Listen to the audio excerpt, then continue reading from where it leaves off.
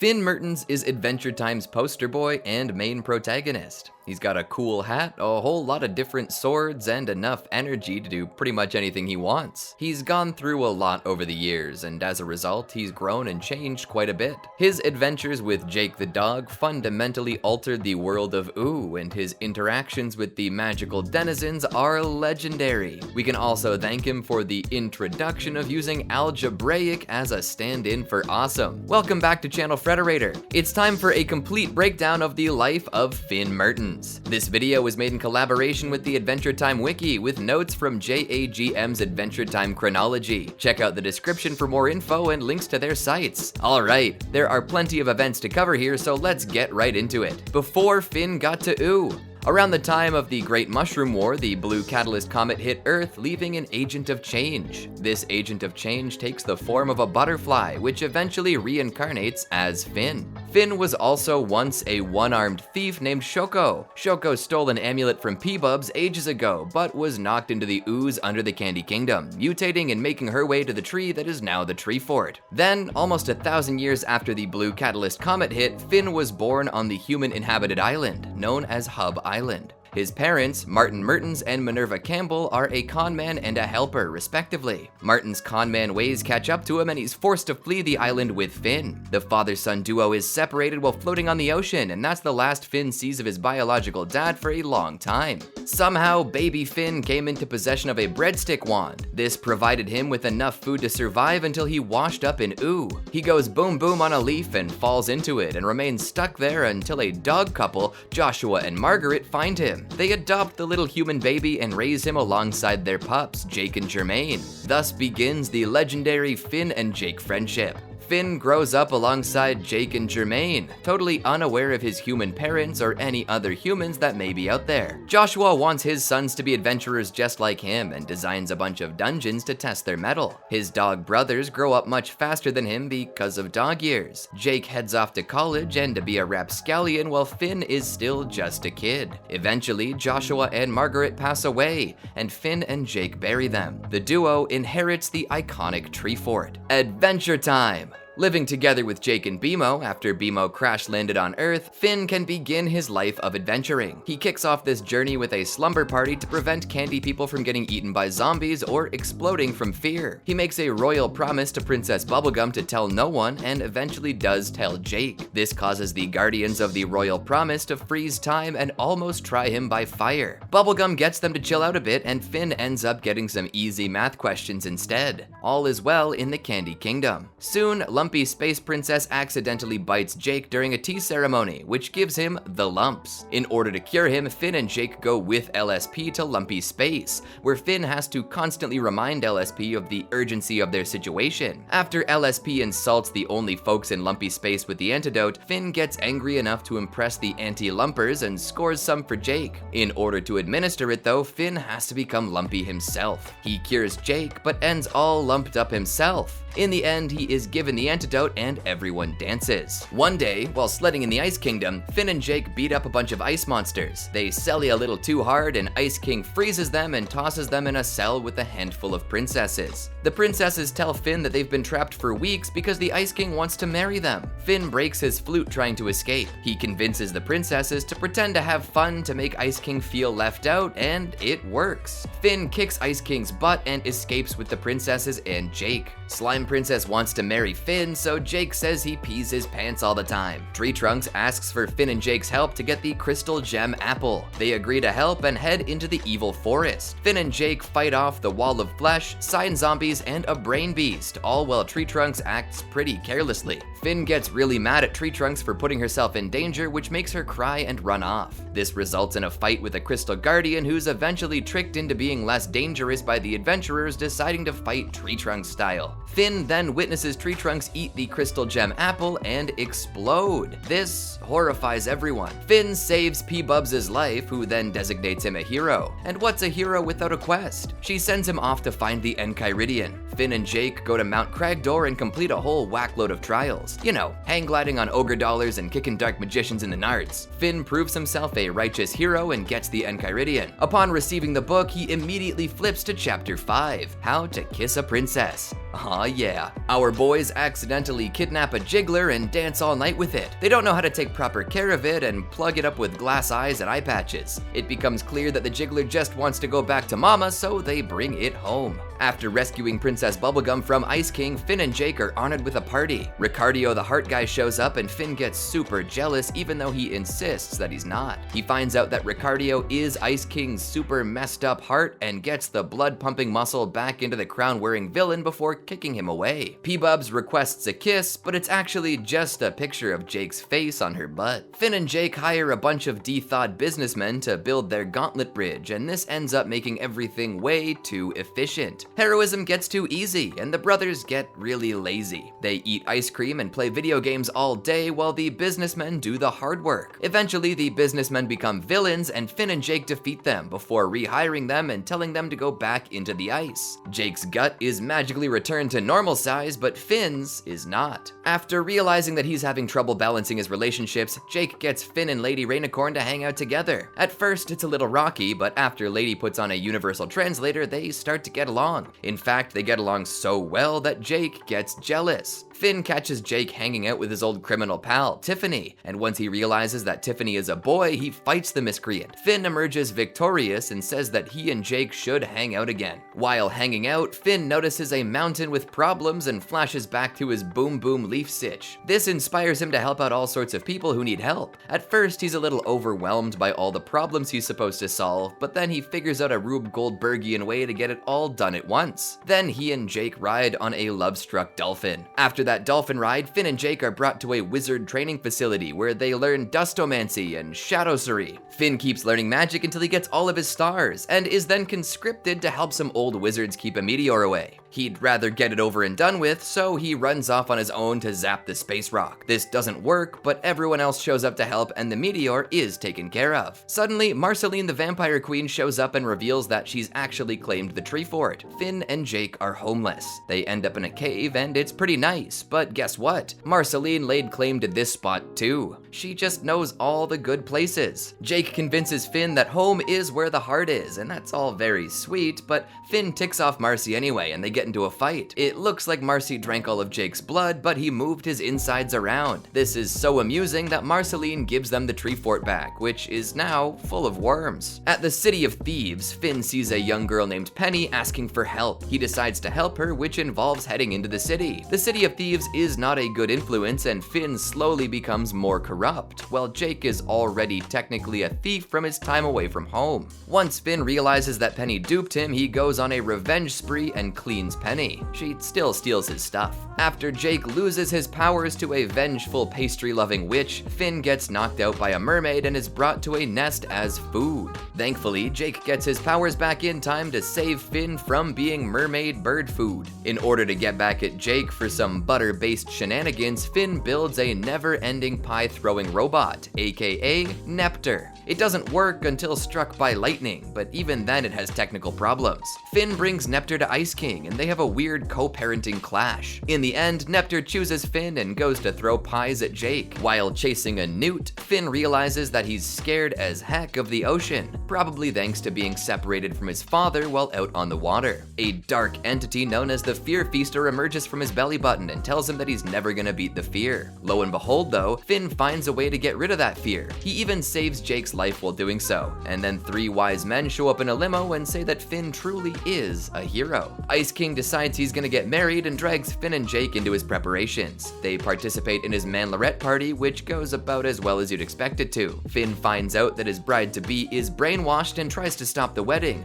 which results in Jake accidentally marrying Ice King. They get a divorce. P-Bubs puts up a sign warning against entering a dungeon. Of course, Finn enters said dungeon. He even claimed that he could do it solo after Jake said he was useless without him. Turns out things are pretty tough without Jake. There's a demon cat with approximate knowledge of many things. There's a guardian angel who heals him up just to prepare to eat him. Oh, and Jake's there. They steal the crystal eye and get attacked by eye demons and are rescued by by Bubblegum on her flying swan. Finn learns that he and Jake are better as a team, which is not the lesson the princess wanted them to learn. Finn's rough streak with Bubblegum continues as he accidentally snipes her with a boomerang bottle full of green potion, making her both green and bald. The Duke of Nuts takes the fall for it and Finn feels bad. He gets sent to arrest the Duke and finds out that he's got a pudding deficiency, part of the reason Bubblegum doesn't want him around. Finn decides to come clean about the boomerang and then gets sent to a grand meeting as P-Bubs' body double. Magic Man flips a bird inside out and then turns Finn into a foot.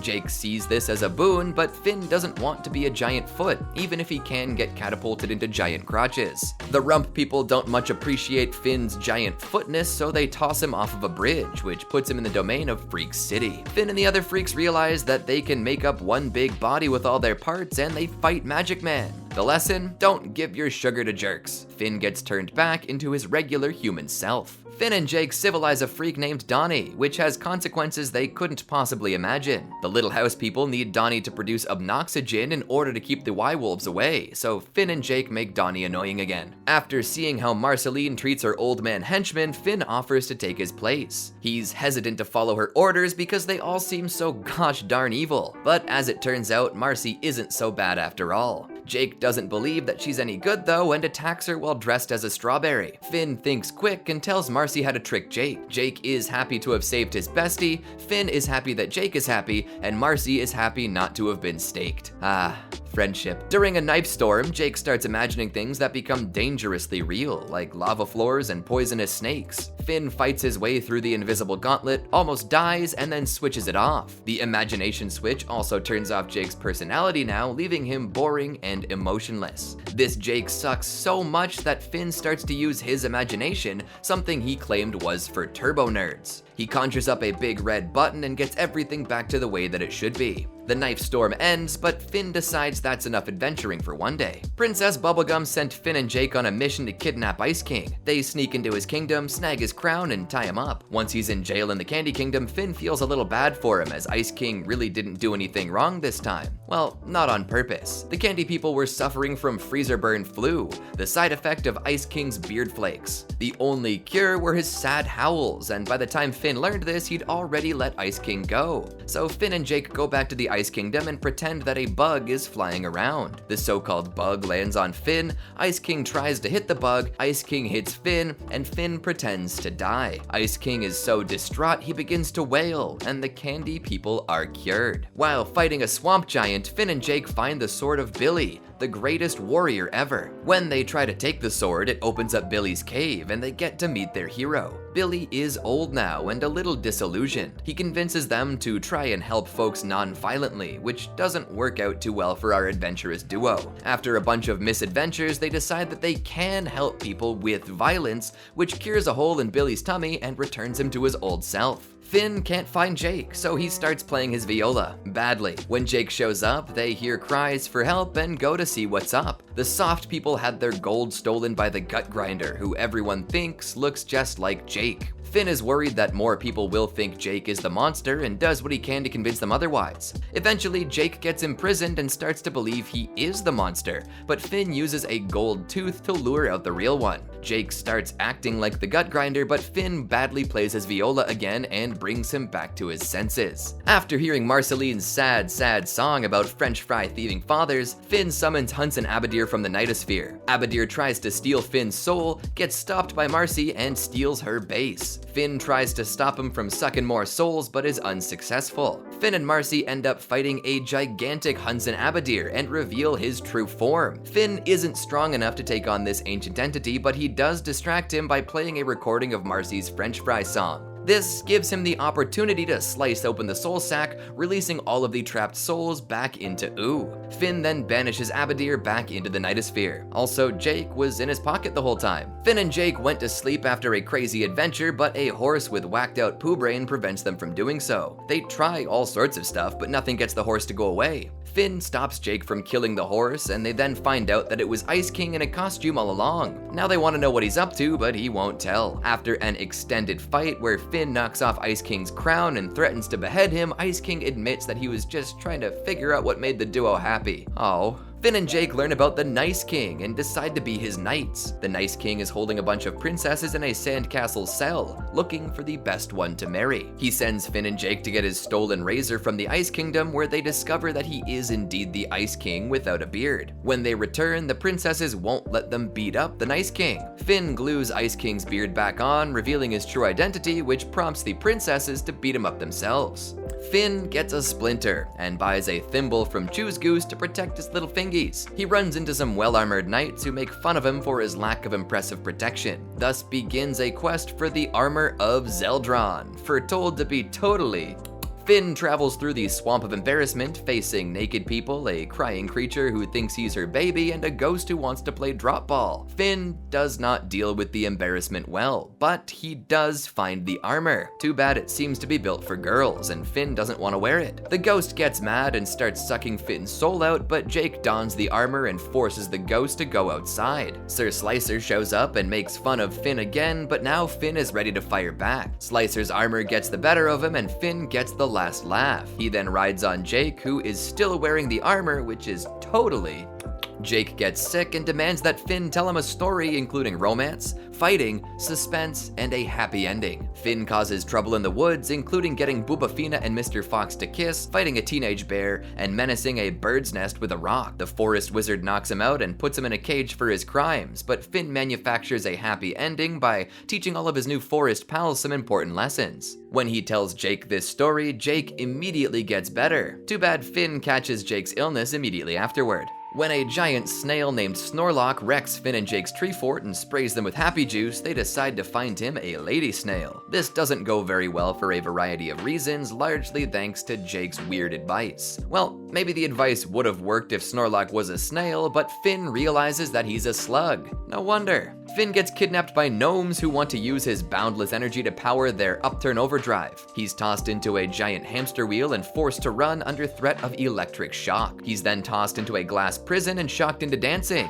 Then he's strapped into a machine that slurps up his thought energy, which makes him imagine Jake rescuing him. Soon after, Jake does rescue him. Jake challenges Finn to a tough guy contest and accidentally injures him pretty badly. Because of this, Jake takes a vow of non-violence. Finn gets pulled into the crystal dimension by crystal guardians who put him in a bubble and zap him, so he starts becoming crystal. Jake goes to rescue him, but can't do much if he's not being violent. Tree Trunks appears and reveals that she is now the Crystal Queen. She wants Finn to be her Crystal King and is transforming him for that role. Finn tells Jake to save him, but he just gets beat up. Jake realizes that it's okay to hit evil people and knocks the Crystal Gem Apple out of Tree Trunks, which stops Finn's transformation. Then, it's apple pie time. Princess Bubblegum hires Finn and Jake to tote royal tarts to the sacred back-rubbing ceremony, as the old tart toter has gone insane. They agree to her plan, but also pull a little trick. Cinnamon Bun is given poison tarts to take on the safe route, as Finn and Jake tote the real tarts through treacherous territory. The treacherous territory turns out to be terrible for their tarts, and they don't retain any. Cinnamon Bun does just fine though. Finn worries that P-Bubs is gonna eat a poison tart, but in the end it's all good because she pulled a little trick of her own. After feeding some baby birds, a tree witch asks for Finn's help in getting some hair. He agrees to help, but Jake says that he should reconsider because she's obviously evil. The witch then puts Jake into her bottomless bottom and says that Finn has to get her hair if he wants to see his dog again. Finn runs off to find some princesses, failing to get hair from Muscle Princess, Lumpy Space Princess, and the dead Princess Beautiful. He does get some of Bubblegum's hair after a woodsy spaghetti dinner, but this is literally just Bubblegum. The witch won't accept it, and Finn chews her out for being ugly inside and out. This makes her sad, and she lets Jake go. Finn feels bad and offers his own beautiful hair from beneath his hat. Ninja time! Finn and Jake stake out Ice King's castle and watch him fly off with Gunter. They enter his abode and find all of his awesome ninja stuff. With this new knowledge, they start wrecking the place via awesome ninja combat. Ice King comes back with Gunter and a newly laid Gunter egg and sees the destruction wreaked by the duo. Finn feels bad and takes Ice King's duffel to the cage, but finds Dr. Princess hidden inside. Finn and Jake fight Ice King with ninja powers, and Gunter's egg hatches into a little pink cat.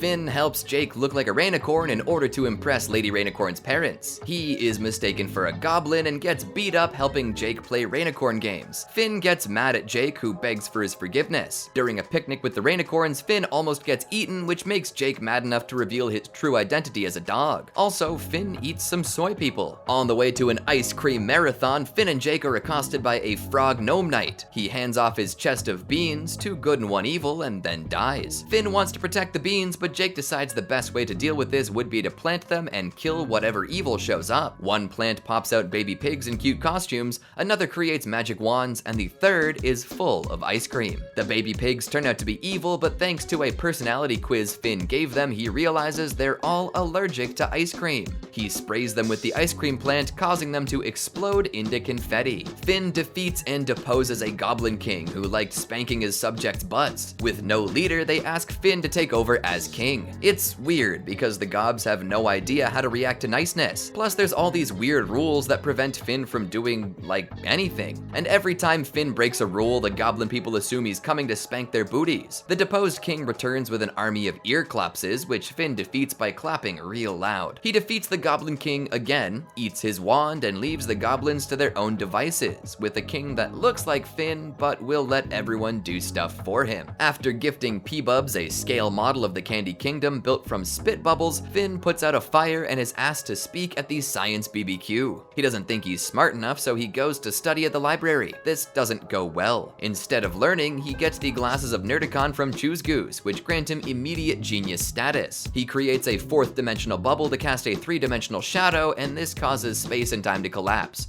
resulting in a black hole. He jumps in and makes it explode. Bubblegum sees that he was trying to win the heart of the princess while wearing the glasses, but Finn makes the excuse that he was only doing that because of the glasses. He gets a little cheek kiss anyway. Finn plays the video game Guardians of Sunshine on BMO, but gets frustrated when he can't beat Sleepy Sam. BMO reveals that they could go inside the game, but it's too dangerous. Finn and Jake sneak into BMO's game that night while the little cutie is sleeping. After a couple of lost lives, Jake helps Finn cross a pit, but Finn gets killed by Bouncy Bee. Soon, they run into Sleepy Sam, who takes even more of their lives. Finn wants to get the Bomba, but can't without a controller, and accidentally opens up a hole in the game by trying to grab it from the game's HUD. The video game enemies make it into the real world and try to kill BMO for trapping them in there. Finn finally manages to do the combo move he messed up earlier and beats the enemies. Finn and Jake accidentally kill Bubblegum's princess plant by feeding it pizza and cookies, and also some other stuff that's bad for plants. They decide they're gonna go to the land of the dead to revive it and get Peppermint Butler to give them an in. The skeletons down there really want their flesh, and Jake does not do a good job of staying stealthy. They get to Death's castle, but need to cross a river which Jake inevitably drinks from. This erases Jake's memory, and the duo make it to Death. Finn attacks Death, who challenges the boy to a musical battle for the princess plant's soul and Jake's memories. Finn puts on a sleigh bell performance, which does not win out against Death's wicked drum solo. Right before Death takes Finn's life, Finn says that Peppermint Butler says hi. Death changes his tune, impressed that they know Peps, and sends them back to the living world with the plant's soul and Jake's memories. All is well, but Peppermint Butler does want their flesh as payment. Finn meets Susan Strong after getting all soul-searchy and weird about being the only human. Down in the depths, he discovers a tribe of people known as humans, afraid of pretty much everything. Susan Strong adventures with Finn and Jake for a bit, learning what he has to offer, and finds out that candy is delicious. Finn tells her not to eat the ones that talk, which to her just means Peppermint Butler. Susan brings all of the humans to eat the Candy Kingdom, and they end up being set on fire, revealing gills underneath their animal hats. Susan, however, does not remove her hat. Finn is confused as to whether she was human or not. For Finn's 13th birthday, Jake takes him on a train ride that will end in a surprise. But the candy people along for the ride keep dying, putting Finn in a detective role. As he investigates, more and more candy people become skeletons, until even Jake is all bones. Finn realizes that it must be the conductor, and the two engage in a sword fight. He breaks the control panel and the train goes flying off the tracks and lands in a big pile of jello. Jake and the candy people are waiting for him by the gelatin, where they celebrate his birthday big styles. A couples only movie night is planned, and Finn wants to invite Princess Bubblegum to go with him. She turns him down, but Jake and Marceline think they can still convince her. They enact some pretty complicated hijinks to make her jealous. This culminates in Finn wearing a loot suit, singing to P-Bubs, and putting her in a headlock. he gets kicked out of the castle. Marcy encourages him to go feral, and together they do, bringing a pack of wolves into Bubblegum's bedroom. Finn is banned from the Candy Kingdom at large. He realizes that Marcy was the perfect person to take to the movies all along, but she doesn't like him that way. But really, all Finn wanted to do was go to the movies, so they go together and hate the romance. The wolves return and they go off into the night. Finn and Jake hop into a giant monster's stomach because they hear cries for help. A bunch of Care Bear looking party animals are in there having a sick rave, but they don't seem to realize that they're inside of a stomach. Wanting to help them out, Finn and Jake collaborate with Cubby, the littlest bear, and perform a sad song to get them out of the tummy. In the end though, the bears need a stomach to party in, so they agree to be less rowdy in there and the monster takes them back. Finn and Jake wish upon a star for an ancient psychic tandem war elephant. They're then sent to help out the hot dog knights who are trapped in a labyrinth. Jake uses his stretch powers to become a breadcrumb trail of sorts, which worries Finn as they go deeper and deeper. The hot dog knights love it though. The group makes it to the chamber in the middle and meets Aquandrius. He grants them wishes, but also makes them navigate deadly traps. After Jake wishes for a sandwich and the hot dog knights are dumb, Finn must choose between saving his friend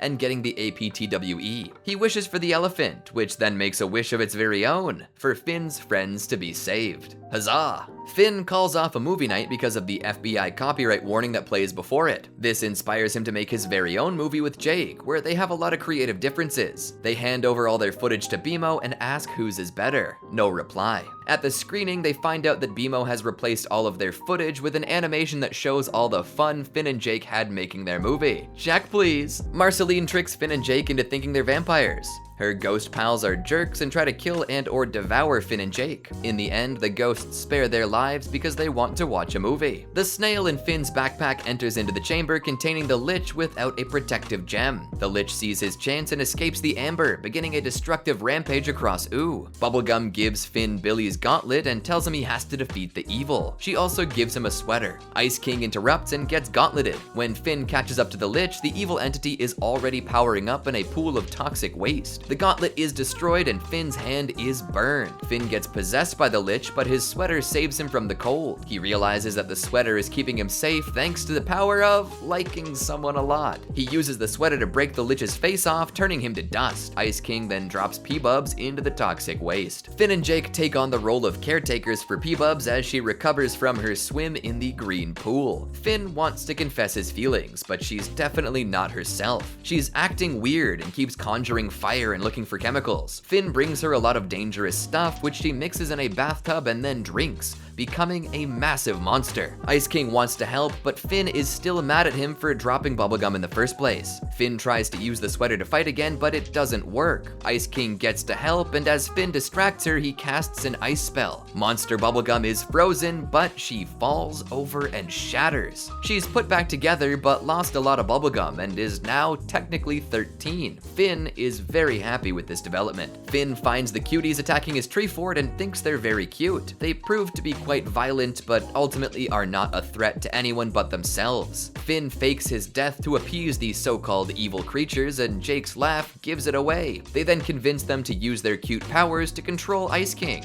Finn and Jake run into the Fight King, who gets Finn to fight in gladiatorial combat. Finn keeps getting more and more violent while Jake tries to find other ways to deal with this. The final showdown, demanded by Fight King, pits the two besties against each other, which Finn pretends to be ready for. Once given a bigger sword, he smashes it, effectively killing Fight King and releasing all of the trapped ghosts. Rag Wizard leads Finn and Jake to Marceline, who is under a self-inflicted sleep spell and needs the duo to enter her mind to fix it. They enter her memories and relive a bunch of her life experiences, like repairing Hambo, having her dad steal her fries, and all sorts of stuff regarding her ex-boyfriend Ash. They snag the memory of her breaking up with Ash and return to the real world. Well, turns out Ash was behind this whole thing and wanted Marcy to forget about their split, tricking Finn and Jake into doing it. In order to get Marcy her memory back, Finn brings her into his memories, and we get to see a wonderful song and dance by baby Finn. She realizes what happened and everyone beats up on Ash. Finn grounds the Ice King, so Ice King hires a hitman to get Finn and Jake, not knowing that Hitman doesn't just hit people. Finn and Jake eat some sandwiches made from Meatman's meat and go to bed, unaware of the hijinks going on around them. To prevent Scorcher from actually killing them, Ice King lowers their body temperatures to the point where they appear dead.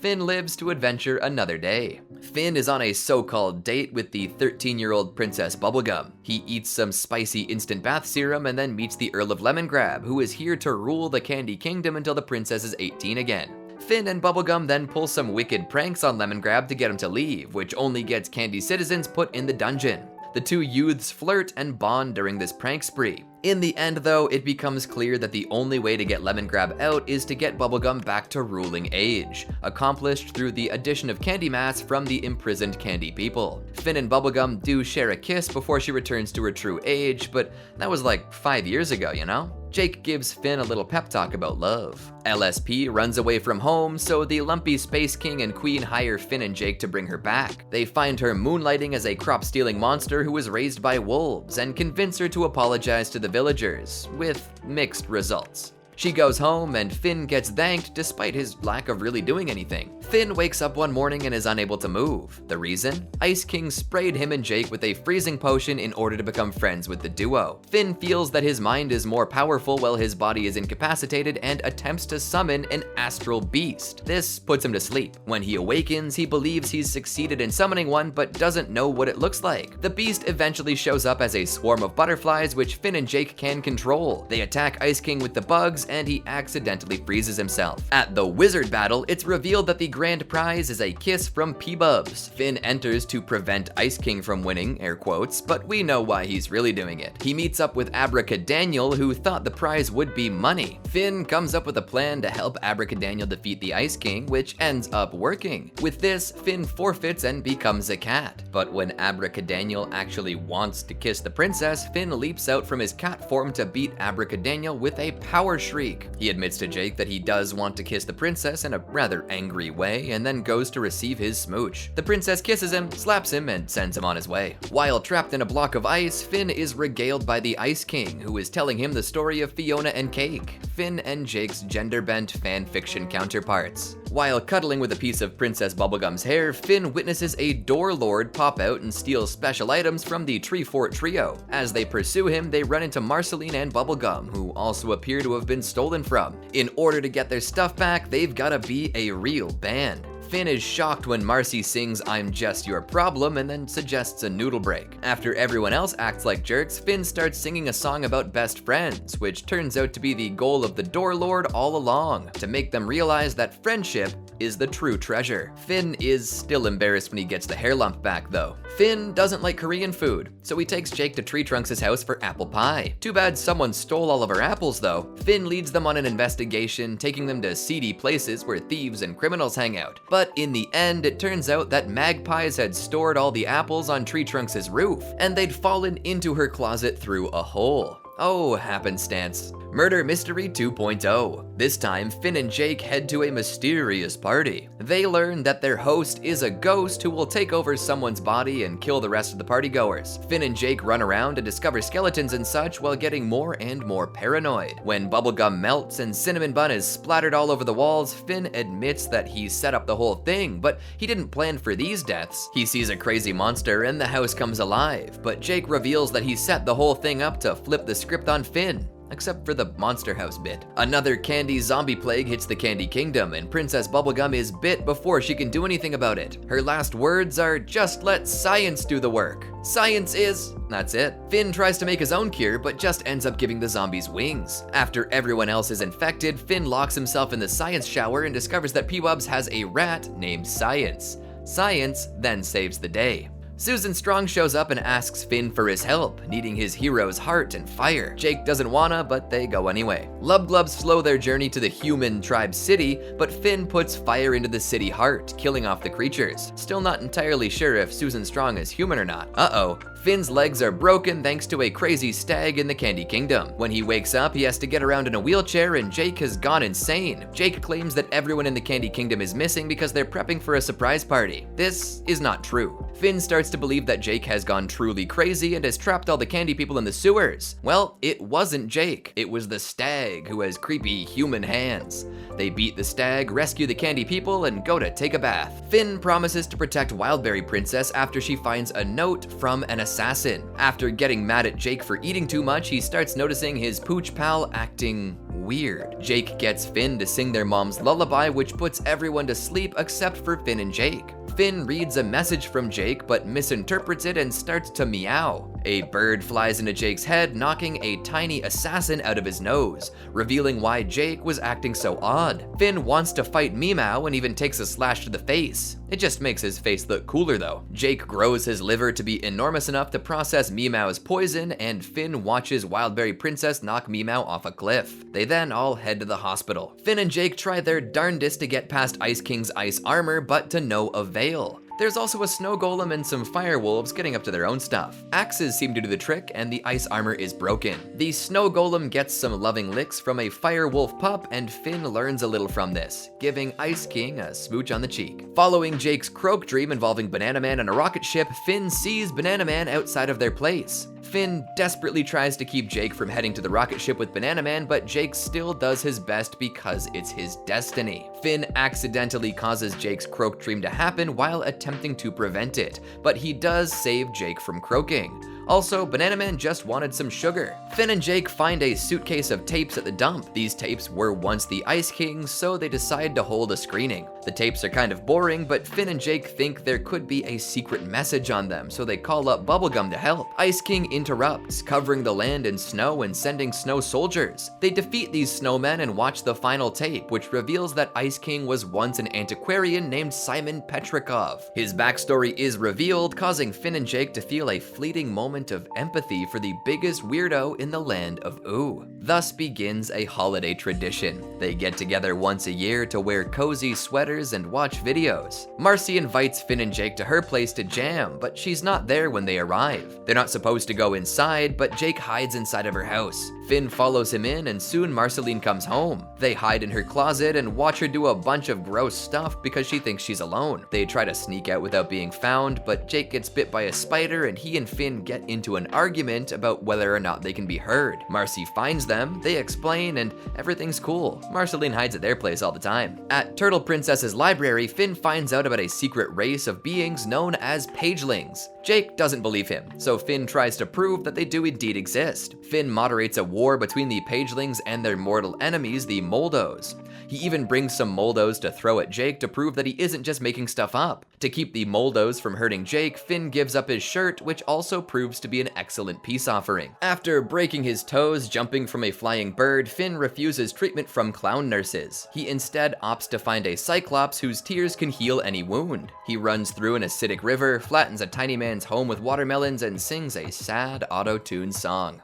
This tune attracts a Cyclops who is evil. Finn punches its eye, gets healed, and decapitates the Cyclops to make a portable healing device. Jake wants the clown nurse's kisses, and Finn understands that everyone has their own way. Ghost Princess haunts Finn and Jake as they roast some glizzies over a fire. They try to find her grave at the cemetery, but can't find any clues. Ghost Princess meets Clarence, who is pretty cool. Finn finds out that Clarence was the person who killed Ghost Princess. Turns out she was Warrior Princess in life and was also in love with Clarence. These star-crossed lovers ascend to the dead world, and Finn then helps Jake get over his fear of softy cheese. Finn and Jake's dad, Joshua, contacts them through a hollow message player to let them know that he's got a dungeon for them to explore. It's secretly to help toughen Finn up, but Finn isn't supposed to know this yet. Finn and Jake fight a hot dog monster and a hamburger monster, and tell a gross monster to take a bath. Jake and Joshua keep calling Finn a whiny baby, and Finn almost eats a cursed apple. In the final chamber of the dungeon, Finn fights against an evil monster, has his confidence restored by more recordings from his father, and slays the beast with his dad's demon blood sword. P-Bubs rejects Finn once again, inspiring the song All Gummed Up Inside. Jake and BMO feel real bad for the guy, and so Jake heads off to find him a new love interest. Jake pretends to be Finn to talk with Flame Princess, who goes on a bit of a rampage. She follows him back to the tree fort and wreaks havoc, destroying some of Finn's bubblegum stuff. He gets mad and heads out to fight, but Flame Princess takes her girl form again, surprising Finn. He says she likes her, gets slapped, and finds out that he's got a crush.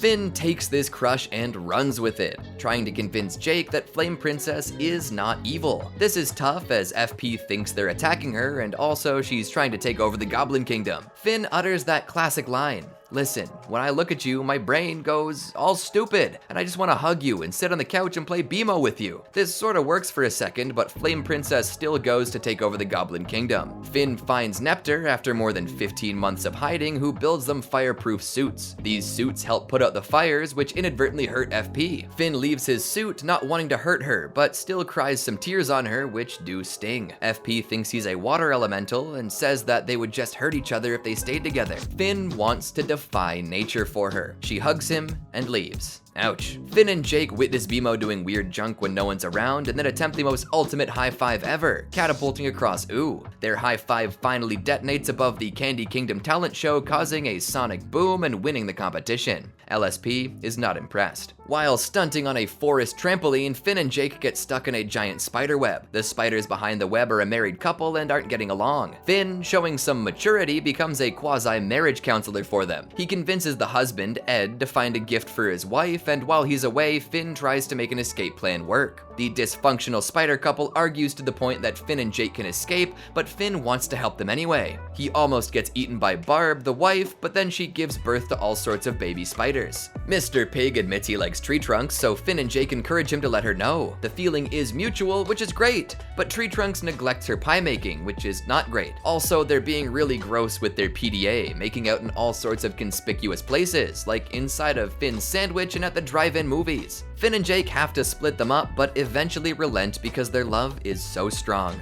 Ah well, at least Finn and Jake got their apple pie. Finn and Jake wake up in a pile of bananas in the Nightosphere jail. They have no idea why. They leave the jail and wait in a really long line to ask Hunson Abadir questions, but he sends a storm cloud to kill all question askers. They start to escape and are chased by Abadir, who is revealed to be Marceline as soon as they get back home. She closes the portal to the Nightosphere and tells them to never return. They discover that Marcy accidentally turned into an evil demon via evil amulet and needs help. Finn and Jake dress up as demons and head back to the Nightosphere using the same spell Finn accidentally summoned Abadir with way back when. Abadir is happy that Marcy's doing evil stuff, but Finn wants to rescue her. He takes her amulet and puts it on, temporarily becoming evil, but Hunson takes the amulet back. They're all able to return to Ooh, and everyone seems okay. Well, except for Finn. That's a lot of evil to deal with. Now there's a bear who wants to be like Finn.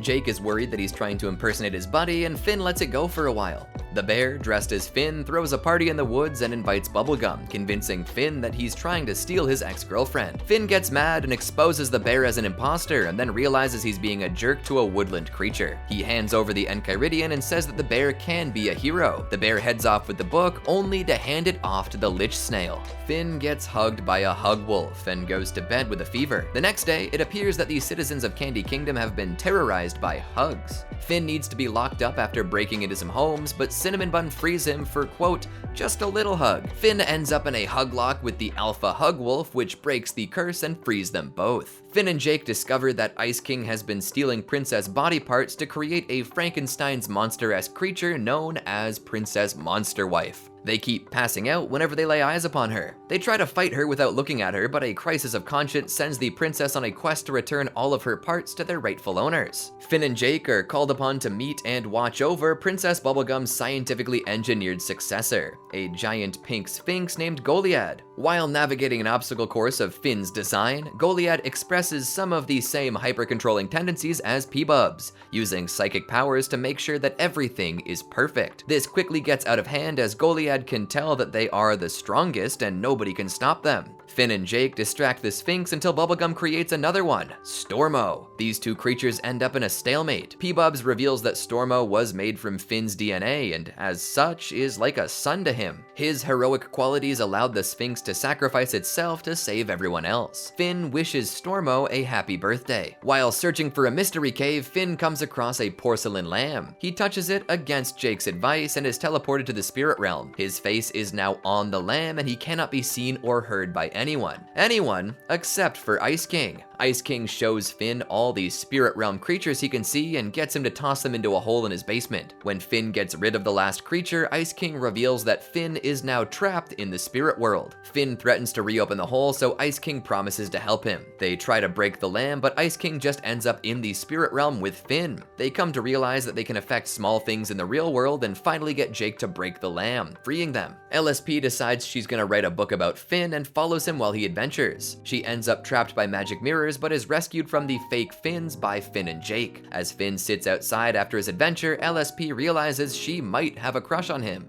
Finn is sent into a hostage situation by P-Bubs. As Jake deals with the cookie in charge of this operation, Finn sneaks into the back and takes the chocolate chips out while yelling, "Alvin's hot juice box!" in order to confuse them. Jake breaks the cookie out and runs off with him, and Finn decides not to help. Later, Finn watches as Princess Cookie is coronated with a grass crown at the Candy Kingdom Mental Hospital. Jake asks Finn to play Card Wars with him, something that BMO abhors. Finn agrees and does pretty well against Jake, which causes the dog to freak out. Jake wins by a hair and makes Finn drink a nasty concoction from the Dweeb Cup. Finn says it's pretty good and gives Jake some. It's not pretty good, but they're sipping from it anyway. Jake is framed by Magic Man and is sent to stand trial on Mars. Finn finds a way to get there via an apparently broken teleporter and attacks Grob Gob Globgrod to prevent him from killing Jake. This makes Grob Gob Globgrod drop his wand, killing Jake. Finn tries to bargain with death for Jake's soul, which doesn't work, so Abraham Lincoln gives up his immortality to save the pooch. Finn then frees a tiny manticore from a bottle. Finn builds Flame Princess a house and has to be wrapped in tinfoil before he can get a hug. Things seem to be going well between these two lovebirds. Princess Bubblegum shows up at the tree fort and tries to tell Finn that he can't be with FP, but he heads out without hearing what she has to say. She tells Jake, who writes it off as jealousy. P-Bubs later finds Finn and thanks him for not seeing Flame Princess because responsibility demands sacrifice. Finn blows up on Bubblegum for toying with his feelings and runs off. He heads to Flame Princess's house and reads her his romantic poem, which burns up as he recites. They then kiss, which causes FP's elemental matrix to kick off, burning her brighter than ever before. She starts burning through the earth around her, heading down towards its core. Finn, now burned, grabs onto Jake's stretchy arm and heads in after her. Jake seals off the oxygen to the hole to prevent the reaction from getting worse. Finn does CPR on Flame Princess, who seems blue and cold, but they're both okay. When brought back to the surface, he kisses a rock and then holds it out to FP to kiss as well. Same diff, right? Finn and Jake get into an argument over a lost sock, sending BMO into noir detective mode. They then head out, with Finn wearing only one sock. When they return, BMO lets Finn know that his sock was in his pillow all along. The King Worm takes over Finn's mind and feeds on his dreams, trapping him in a dreamscape. Only through focusing on his fears does he start to deteriorate this unreal world, defeating the worm.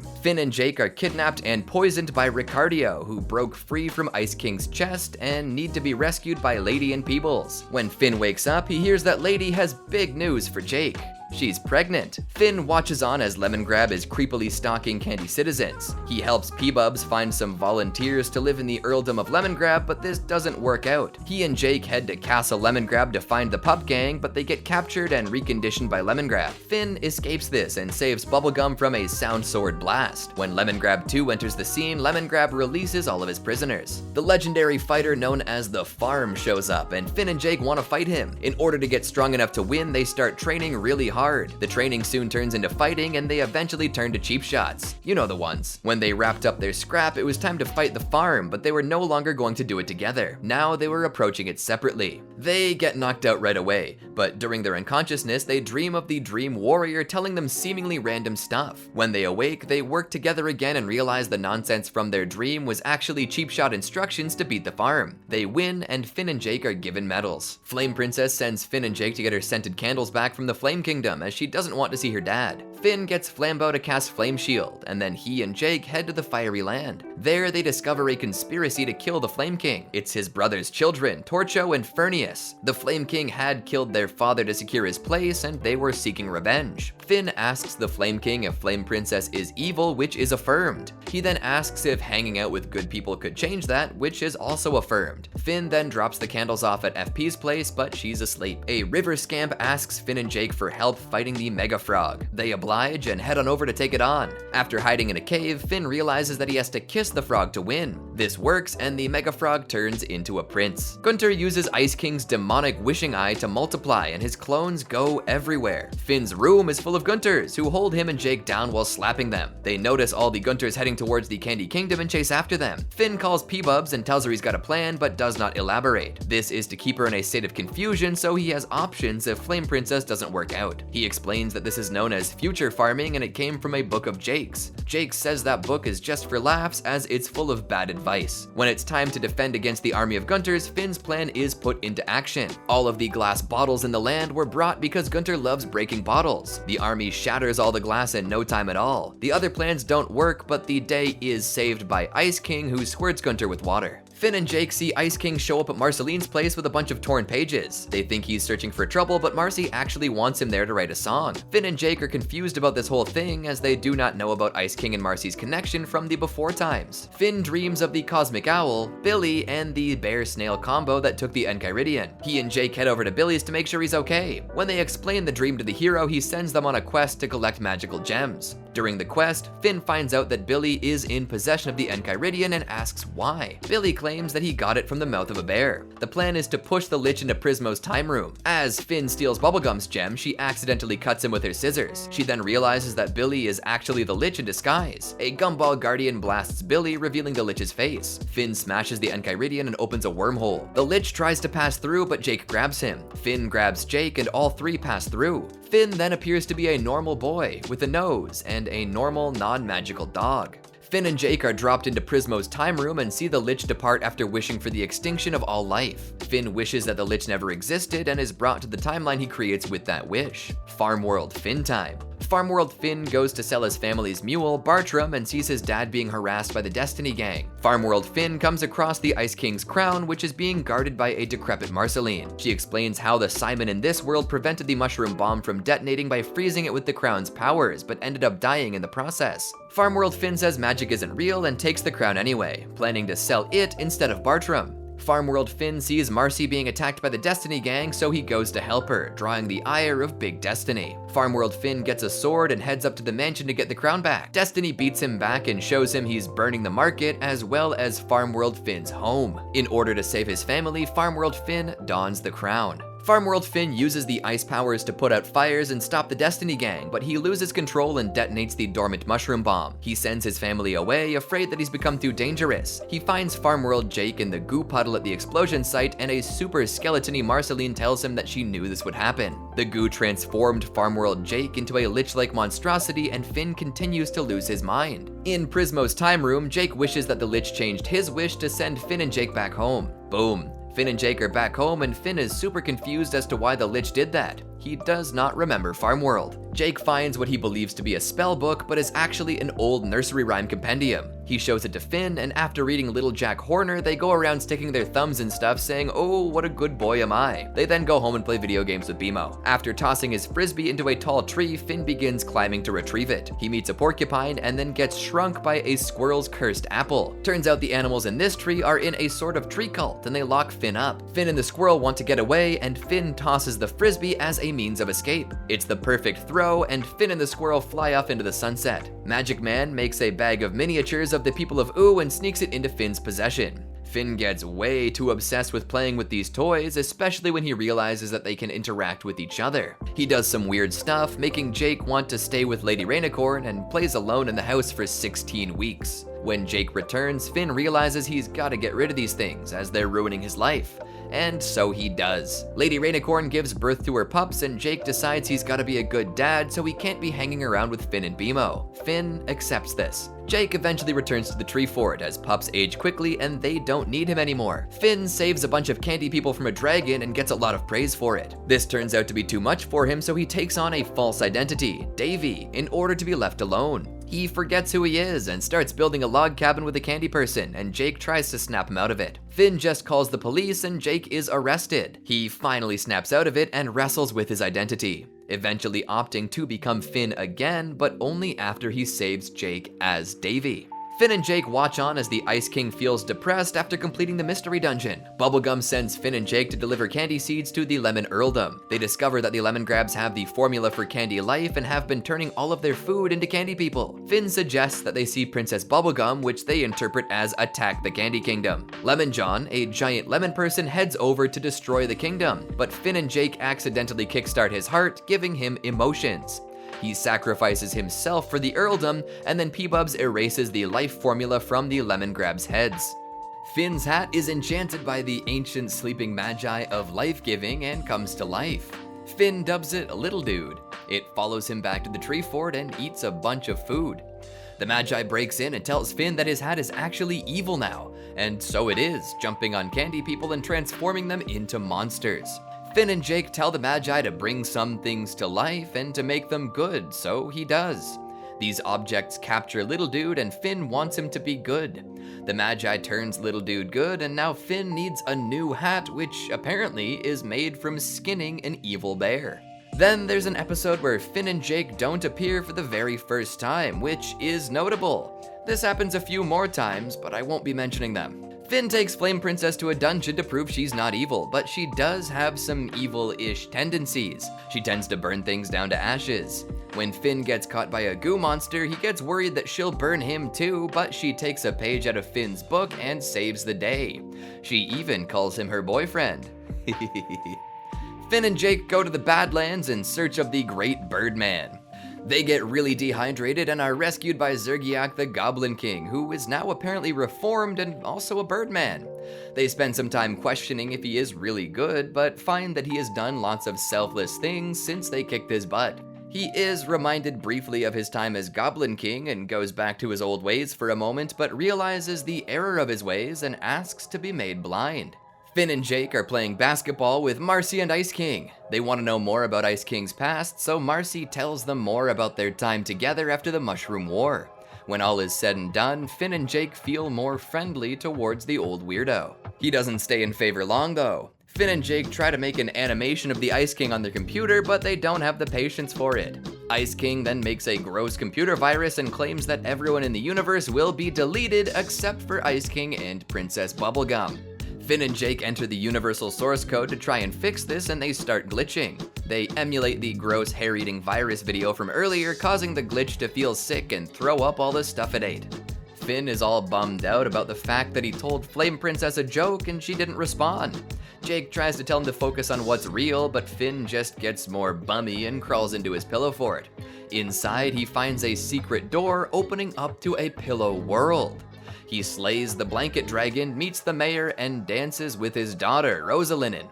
He lives a long life in Pillow World, marrying Rosalinen and having 2 children, Jay and Bonnie. Over time, Finn starts to wonder how he can get back home, and his wife says she understands but wants him to remember his family here. Finn opts to stay in the Pillow World. There he remains until he's an old man and then he dies. He's sent back to the real world where he almost tells Jake about the crazy dream he had, but forgets when FP calls him and says she finally got the joke. BMO falls off a mountain and cracks its screen, demanding that Finn and Jake kiss it. Finn then watches as BMO mourns the loss of a bubble. Finn and Jake head to the Princess Potluck, and Finn complains about the irritation on his foot caused by his missing sock. He hands P-Bubs a warm, shaken-up soda, which she stashes in the Ice Kingdom's snow, alerting the Ice King to this party. Finn asks Gunter for a sock, but Gunter electrocutes him. Ice King ruins the party with his ice powers, but Finn jumps off of Bounce House Princess and knocks him down with his shoe. Ice King finds out that he was indeed invited to this party and asks if it's cool if he joins. Finn agrees, but only if he stops acting nanners. Finn wins a sea lard in the potluck raffle. Inspired by James Baxter, the beach ball riding horse, Finn and Jake try to come up with a way to cheer people up. Copying the horse does them no good and is quite off-putting, so they workshop some other ideas, landing on a James Baxter-esque routine which accidentally raises a skeleton ghost that almost beats them to death. Thankfully, James Baxter arrives and calms the ghost. Finn and Jake start up a quiet contest and freak BMO out. BMO thinks that they're not themselves because they won't talk and hides away. BMO then throws a party with bikini babes and has them attack Finn and Jake, with Jake crying uncle. All is well and the party continues until Party God arrives. Finn hands a map off to Braco, a suitor of Princess Bubblegum, and tells him that the road you're on leads to nowhere. Yikes. He then yells at the Ice King to leave the Candy Kingdom, but Ice King is already on his way out. While Jake is off with his old gang doing one last job, Finn and BMO hang out and play instruments. Finn and Jake hang out with Jake Jr., who has some anxiety about the future. They decide to build her a time machine to assuage those fears, and it's all just a fun make-believe time. LSP rants and raves about being robbed until P-Bubs tranquilizes her, and Finn and Jake start up an investigation. They start looking for a Pete Sassafras, boarding a train and having Jake turn into a car. They find out that this Pete is not who they're looking for, and LSP reveals that it is her heart that was stolen by a pizza delivery driver named Pete. To help Bubblegum get a cold spell from Wizard City, Finn and Jake dress up like wizards. Finn is impressed by the magic in Wizard City, but P-Bubs waves it off as science presented like magical hoodoo. She offends a shopkeep by asking about the ingredients to a potion, which sends the police after the trio. They run away, running into Abracadaniel, Bufo, Laser Wizard, and Forest Wizard, along with a hologram of Ice King. Her anti-magic stance gets them thrown in prison, and Finn tosses the cold spell to the princess. They escape and use magic to distract Starchy long enough to use regular old healing serum. Finn hurts Jake while wearing him as a Jake suit and says that pain isn't a big deal. Jake says otherwise and challenges Finn to the reversal. He'll shrink down and control Finn. Jake tries to injure Finn in a similar way but isn't so good at controlling him. He gets a little more competent in controlling his Finn mech and waddles his way over to Flame Princess's house where she's hosting a family dinner. Embarrassment abound. FP sees that Jake is controlling Finn and wishes Finn luck. Jake takes Finn to see Lady Rainicorn in TV, who says that to win he just has to jump into a volcano. Finn is crazy and doesn't seem to care, so Jake gives up and Finn wins. He then hops into the Jake suit and jumps in the lava anyway. And who's there to heal them but the clown nurses? Finn and Jake find BMO glitching out because it needs new core system drivers. These drivers can be found at the Mo factory. To get in, they dress up as JMO and FMO. The factory wipes all memories of units in for repair, so Finn and Jake have to sneak BMO into the update area. There is no B port for BMO though. They get caught by the other Mo's, but when BMO says their name aloud, the creator of the factory, Mo, explains that BMO is very special. BMO gets repaired and the group is good to go. While working to update the Candy Kingdom's defenses, Finn gets knocked out by sleeping gas. After a fight between Flame Princess and Ice King, Finn has a premonition dream involving FP burning him, but it feels good. Finn assumes their fight caused the dream and does what he can to get them to fight again. This makes him dream of the Ice King though. When he wakes up, he pens an incendiary letter to Ice King under the guise of Flame Princess. The resulting fight is of enormous proportions, with Ice King and Flame Princess growing huge and causing mass destruction. Finn's next dream can be summarized by the Cosmic Owl saying, "You blew it." You blew it. He comes clean to Flame Princess about manipulating the fights and she heads off on her own. Finn and Princess Bubblegum head to the Lemon Earldom to see how the Lemon Grabs are doing. They are not doing well. One lemon is huge now and the other is sickly and weak. Finn wants to impress Peebles now that he and Flame Princess are done, but she's focused on the Lemon Grabs. Finn pulls a prank with Lemon Hope, getting them locked in the dungeon. Lemon Hope plays Finn's flute poorly, which the Lemon Grabs seem to think is beautiful music. Then one Lemon Grab eats the other. Finn and Princess Bubblegum break Lemon Hope out of jail and the young lemon receives a quest: save the Lemon Earldom. Finn then thinks it's time to make up with Flame Princess. Ice King comes to stay with Finn and Jake after his kingdom was destroyed by Flame Princess, and Finn is still bummed about his breakup. P-Bubs wants to see how FP will react when she sees Finn, but Cinnamon Bun has taken her back to the Flame Kingdom. Finn and Princess Bubblegum follow them and find out that Flame Princess is now the ruler. Finn apologizes to Flame Princess for how he acted and asks if they're still together. Flame Princess says that they're not, but they can be friends if he's totally honest with her. Magic Man steals Jake's ultimate sandwich and leaves Finn and Jake with a riddle. Only by solving it can they get the sandwich back. Finn calls Princess Bubblegum, but her scientific solution does not get the job done. He realizes that the riddle involves being sad, which lets Jake move through the time bubble more quickly, retrieving his sandwich. Finn keeps seeing a ghost lady, which Jake and BMO try to remedy. He keeps all the memories that he can't handle in a place known as the Vault. He plays Regression Simulator on BMO and can see his past lives, including a comet, a butterfly, and the ghost lady.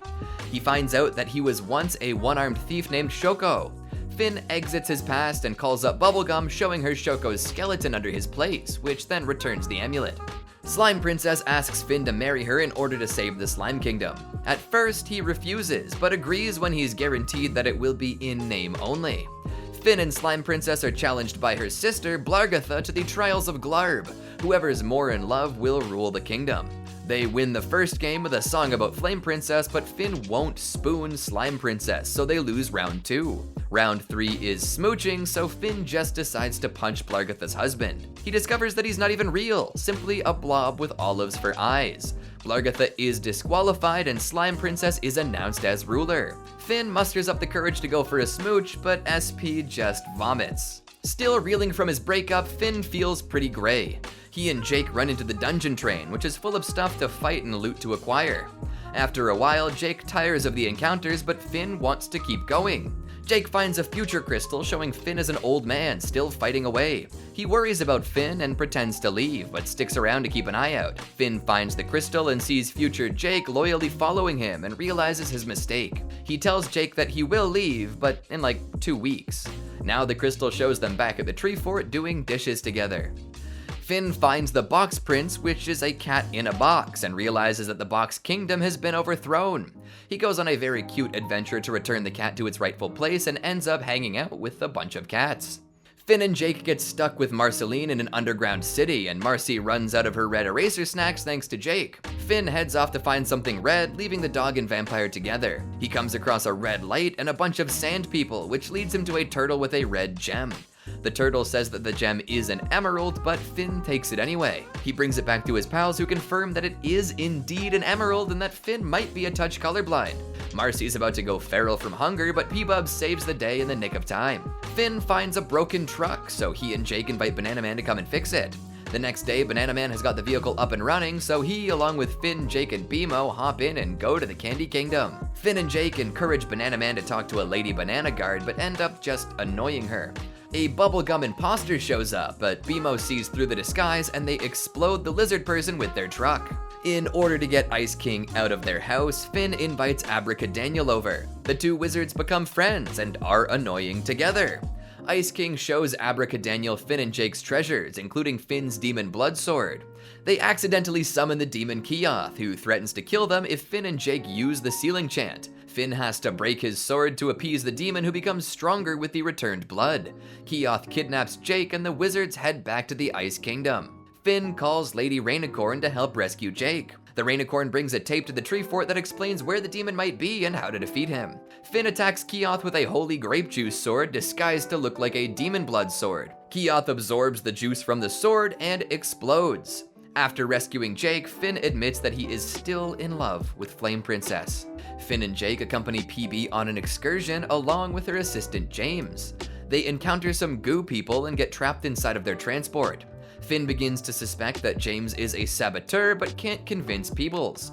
As they run out of options, Finn says that he'll distract the monsters to let everyone else escape. PB knocks out Finn and allows James to be the sacrifice. She explains to Finn later that she'll be able to clone James, but not Finn, before awarding the clone James an award for heroism. Finn and Jake stage a kidnapping of Princess Bubblegum to test the banana guards, but the case solver actually ends up being Root Beer Guy. Finn is tasked with preventing Lumpy Space Princess from crashing tree trunks in Mr. Pig's wedding.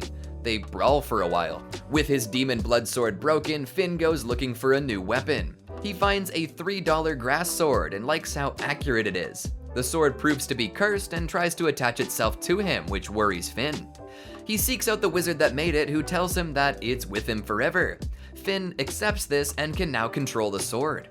Finn rededicates himself to serving Princess Bubblegum following his breakup and works himself to the bone. She orders him to take some time off, so he heads off to the junkyard to cut stuff. There he meets Rattleballs, a police robot / swordmaster made by Bubblegum.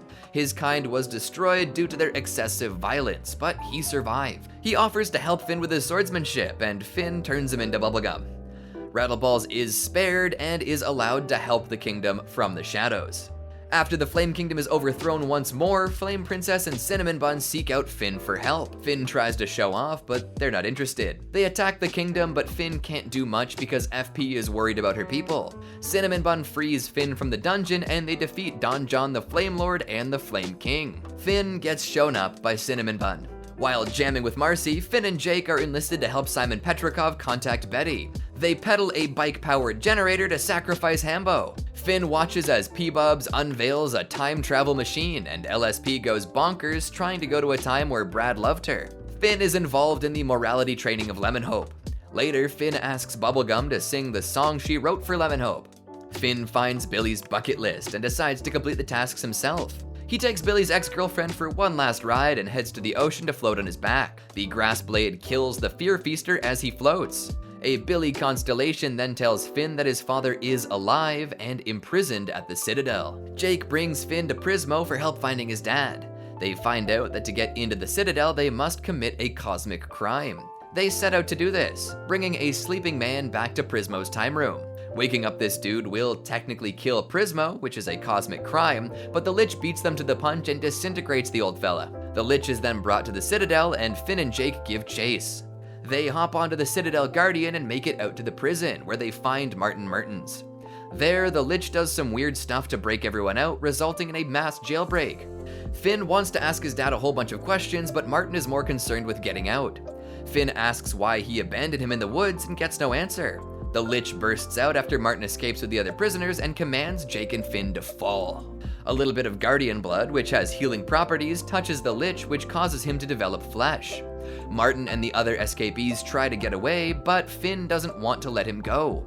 He holds on as long as he can, but it's too much and Finn's arm is severed.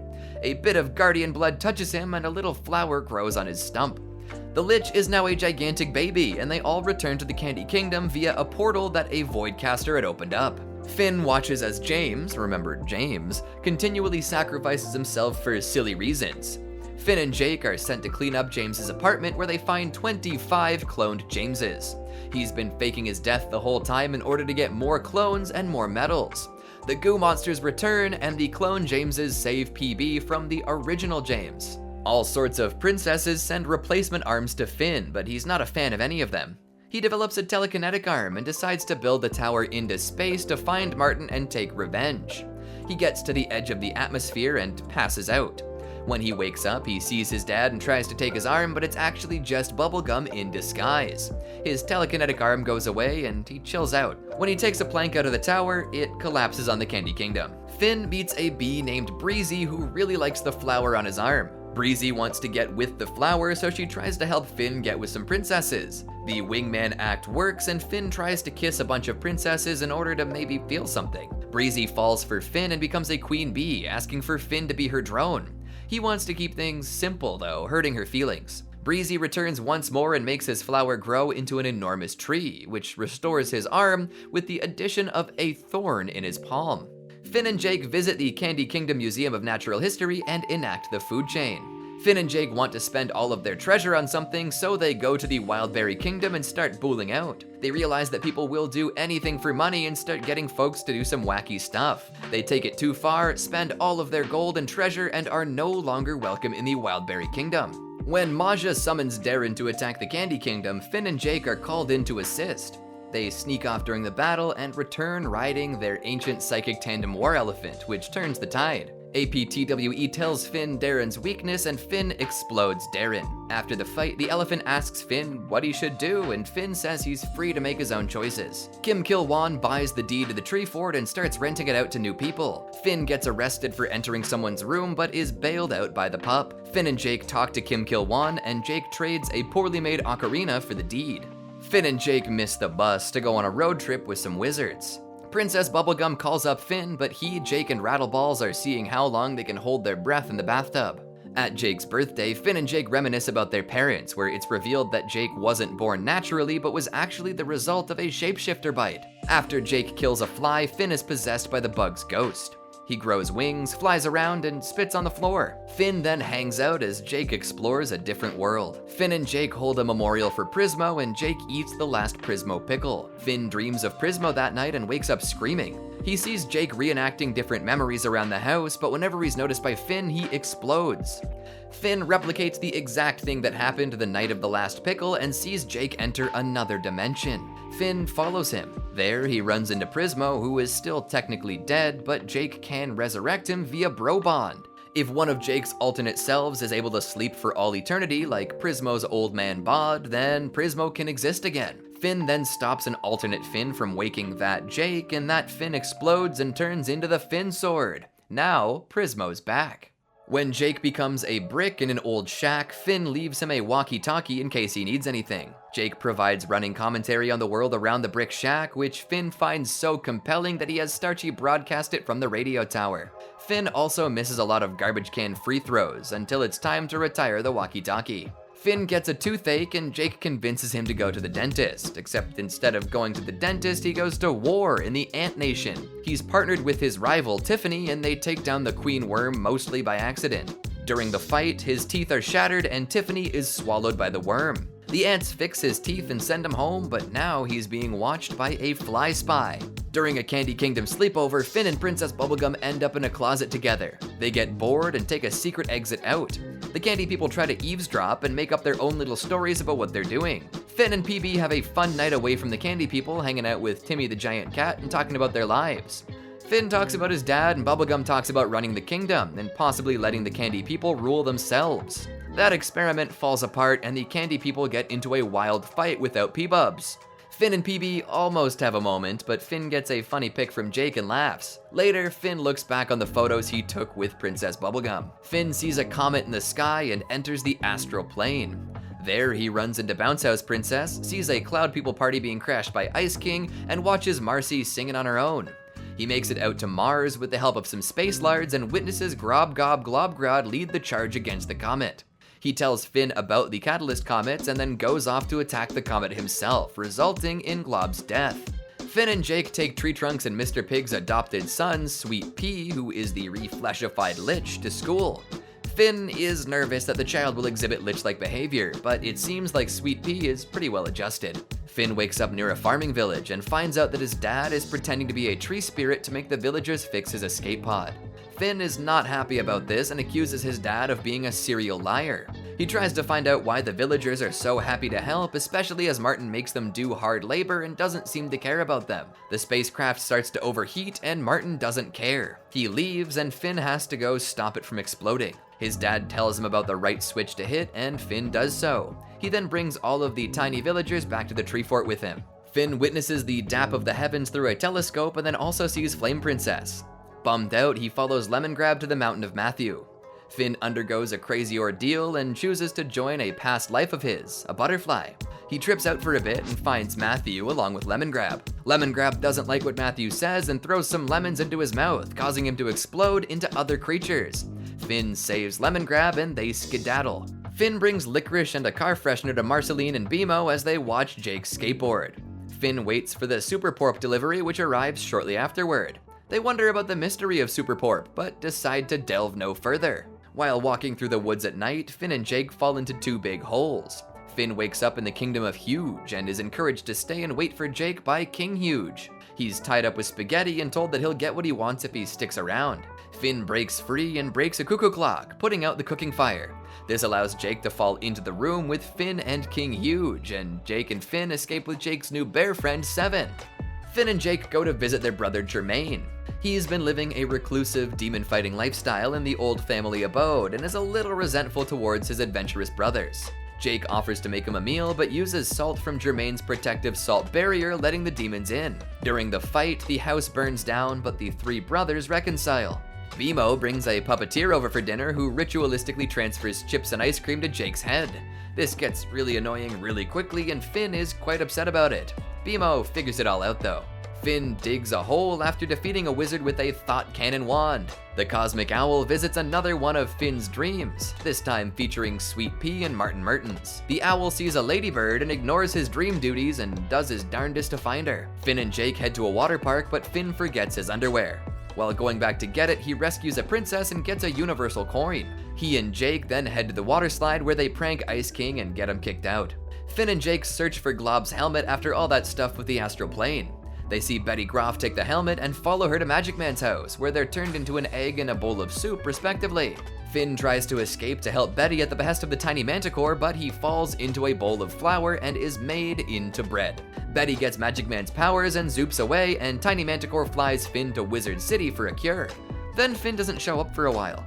Princess Bubblegum gets ousted as leader of the Candy Kingdom and tells Finn and Jake that they are loyal to the kingdom and not her. They go looking for the King of Ooh and find Gunter disguised as Mr. X stealing Bubblegum's spaceship. The duo grabs onto the ship thanks to Finn's hand thorn and they ride out into space. They get spacesuits and learn that Gunter is actually Orgelorg. He fires Finn and Jake through space and they're separated. Finn becomes one with the universe and gets where he needs to be, on his dad's space moth. They fly back to where Orgelorg is and Finn jumps in Orgelorg's mouth as the alien consumes the Catalyst Comet. His grass arm levels up, becoming a vine whip and slices through Orgelorg, revealing the comet's core. It offers Finn a journey to the end and the beginning, but Finn wants to see his current existence through. Martin takes the offer though. Finn accepts this new form of abandonment as inherent to his father. Jake and Banana Man catch up with Finn and they all head back to Ooh. BMO plucks any new mustache hairs Finn gets in order to keep him forever young. BMO is then bit by a rat and asks Finn to kiss the boo-boo better, which makes Finn very ill. He's nursed in bed by Jake for a bit. P-Bubs accidentally makes infinitely multiplying muffins and Finn's diseased rat breath sends them packing. Finn and Jake then witness Death doing something he claims is called bushing. Finn and Jake are knighted by the King of Ooh for saving the land from the comet. They find a candy juice making dragon below the kingdom and the king scares it off. Finn and Jake go to Bubblegum for help, who reveals that it's her brother, Nettie. She finds him and brings him back to the Candy Kingdom, telling Finn and Jake about her origins in the Mother Gum. The King of Ooh sends Finn and Jake to capture a flying mushroom. On their journey, they run into Billy's ex, Canyon, who makes a fake mushroom. The real flying mushroom attacks, forcing them into a log. Canyon finds a sacred spring and uses the water pressure to blast the mushroom to pieces. Finn and Jake return mushroomless, but with a mushroom pizza, and are fired from the Royal Guard. Finn eats a whole lot of grapefruits and then starts slicing them with his sword. All the while, BMO and Football have a bit of a crisis.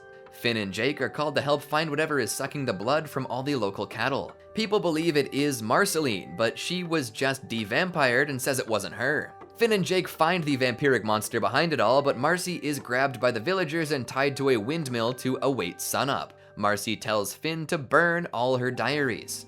Marceline survives the sun and is deemed mortal.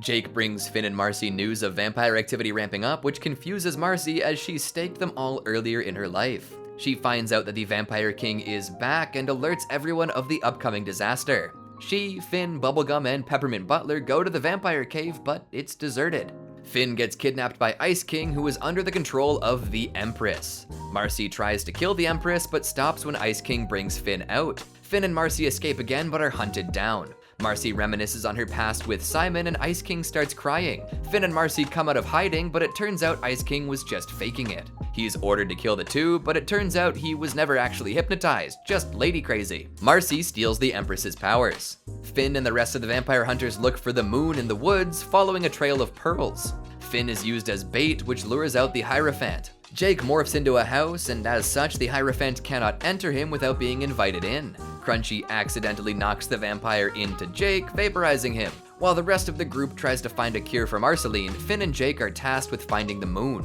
They encounter her in a resting state and start staking and sunning, but the moon has crazy healing powers. Instead of taking her out, they take her back to the Candy Kingdom where Marcy can absorb her and take her healing powers. Finn is captured by the Vampire King and held hostage until the king surrenders to Marcy to make way for a new era. Finn won't let Marceline strike down a surrendering opponent though. After a short duel, the Vampire King agrees to be devamped like Marcy. His essence is released into the skies of Ooh though. Uh-oh. Finn picks up pieces of Peppermint Butler and is tasked with stopping the Dark Cloud. The fight is a losing one and there's not much anyone can do against it. That is until Marcy shows up and absorbs it into herself, becoming a vampire once more. Finn, Jake, and PB repay the favor by stocking her fridge with red stuff. Someone claiming to be Mo comes to the treehouse and sends BMO back to the Mo factory. Finn and Jake hang out with Mo and go sledding. Mo gets fed up with being outside, so he tells everyone to go inside to play hangman. Finn and Jake get bored, so they go and hunt a real hangman. When they return, Mo claims that Nepter stole his legs and then knocks Finn and Jake out. Finn and Jake then meet up with Almo and climb up to where BMO just pushed Amo off a cliff. Finn goes to a play featuring Jake's daughter, Viola. He has trouble staying awake. BMO pays Finn in sentient sandwiches to play the character of a Wild West outlaw named Jack Rabbit Johnson. He gets taken by bounty hunter Meow and is eventually freed by BMO in cowboy mode. Finn is then pursued by other people looking for his alias's bounty. Finn, along with Banana Man, Jake BMO, and Ice King, hops into a submarine to find President Porpoise. When they reach Fish Parliament, Vice President Blowfish suspiciously delays their investigation. Finn thinks that Blowfish is behind the president's disappearance, but Porpoise just comes back and says he took a 3-day weekend. Finn and Jake hear an episode of Starchy's paranormal radio show about the blank-eyed girl, and Jake gets freaked out. When they get home, they see a blank-eyed girl outside of their house. They call Starchy, but his advice is of no use to them. Finn tries to rationalize them as tulpas and says if he just ignores them and doesn't believe, they'll go away. Jake has trouble with this until the real creatures disrobe their blank-eyed girl costumes and float on up. Finn, Jake, LSP, and BMO see a crazy storm on the horizon and get to work building a bunker. Jake doesn't seem to be doing any work and LSP gets mad at him, although Finn and BMO come to his defense.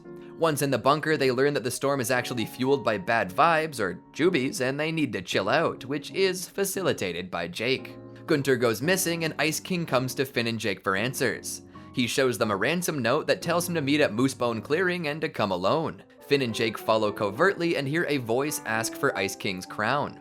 A group of foxes bring decoys and split the group up. They use Ice King's nose as a compass to find the crown and locate it in a cave. Ice King finds Betty reprogramming the crown and then she teleports away, leaving Gunter and the crown. Finn is tasked with taking the Marshmallow Kids, a group of juvenile delinquents, on a camping trip. He saves one of them from floating down the river and is scammed. He later falls into some quicksand, but is saved by the kids who thought they were still scamming. Finn and Jake are teleported by Prismo to Farm World, where Ice Finn and Farm World Lich are working together to open a portal with their Enchiridion. They find the other Finn and see that he's being manipulated by the Lich. This results in a fight where Finn's grass sword chops off the Lich's arm, which falls into a portal and multiplies to exist in every dimension. They then use a magical item from Prismo called the Maid to erase Farm World Lich. Prismo then has the magic crown destroyed in Farm World, allowing Farm World Finn to live a normal life. Finn accidentally traps himself in a weird cave, without any apparent exit.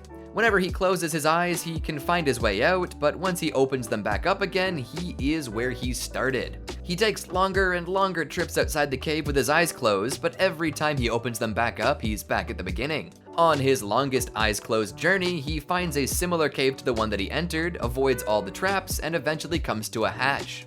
Through this, he finally exits. Huntress Wizard approaches Finn while he's playing the flute naked in a river. She wants him to play a flute spell, but he can't quite figure it out. Jake teases Finn, saying that he has a new girlfriend, which Finn denies. Huntress Wizard wants to hunt an electric boar to make a new flute and has Finn drink from a magic spring to become immune to lightning. They kill the boar, make a new flute, and play together to summon the forest spirit. Finn admits that he thinks Huntress Wizard is great and she reciprocates. They kiss, but because they're both exceptional beasts, they cannot fall in love. Finn and Jake pretend to be banana guards in order to uncover a graffiti conspiracy. Finn finds the banana guard artist and has conflicting feelings about turning him in. Thankfully, in the end, PB was just looking for a muralist.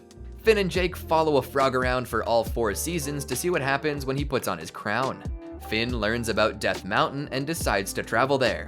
He and Jake burst in and find that the Hermit of Death Mountain is dead and has been for a while. Finn takes the Hermit's glasses off and is given the Hermit's eyes. His new eyes turn anyone he sees into how he sees them, like turning BMO into a little angel. He continues to accidentally turn people into his perception of them, like turning Ice King into Simon Petrikov and Nepter into a microwave, until he sees himself as a monster.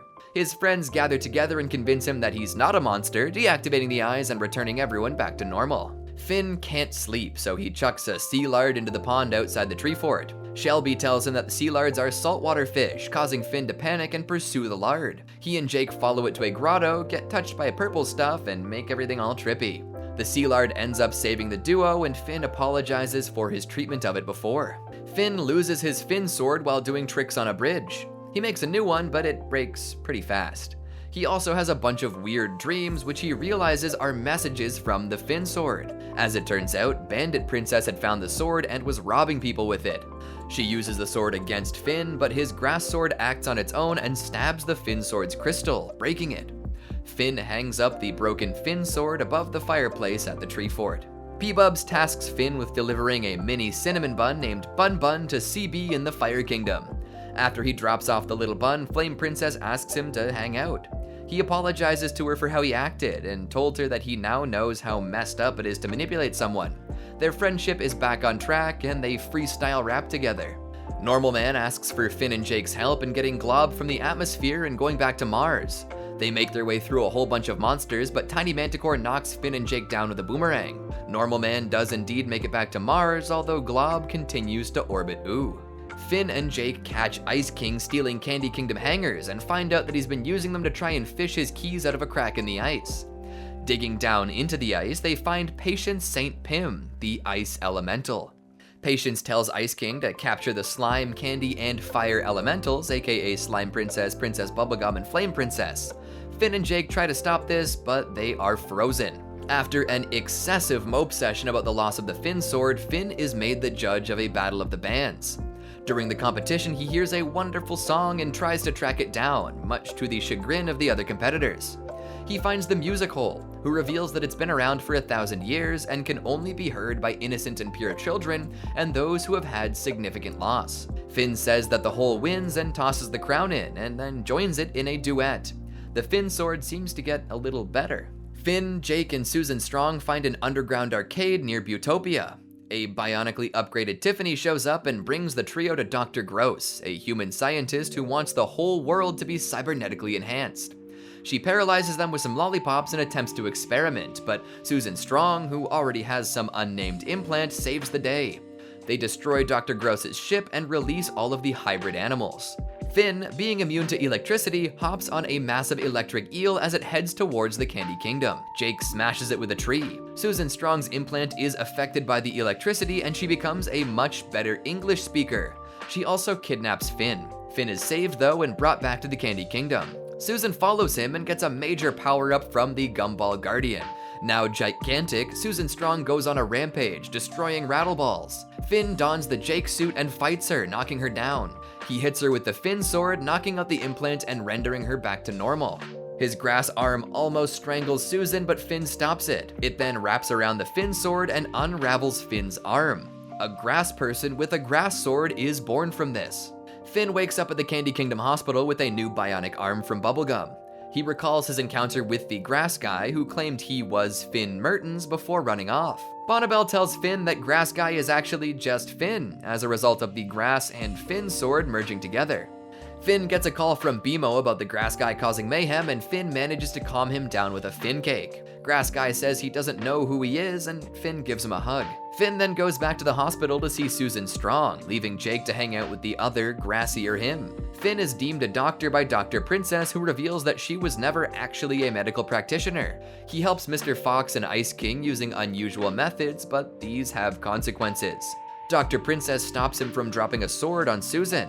Finn goes home, wondering if the people he helped would have been better off without him. Grass Guy tells him that they are obviously different people and names himself Fern. He then takes Starchy's motorcycle and drives off.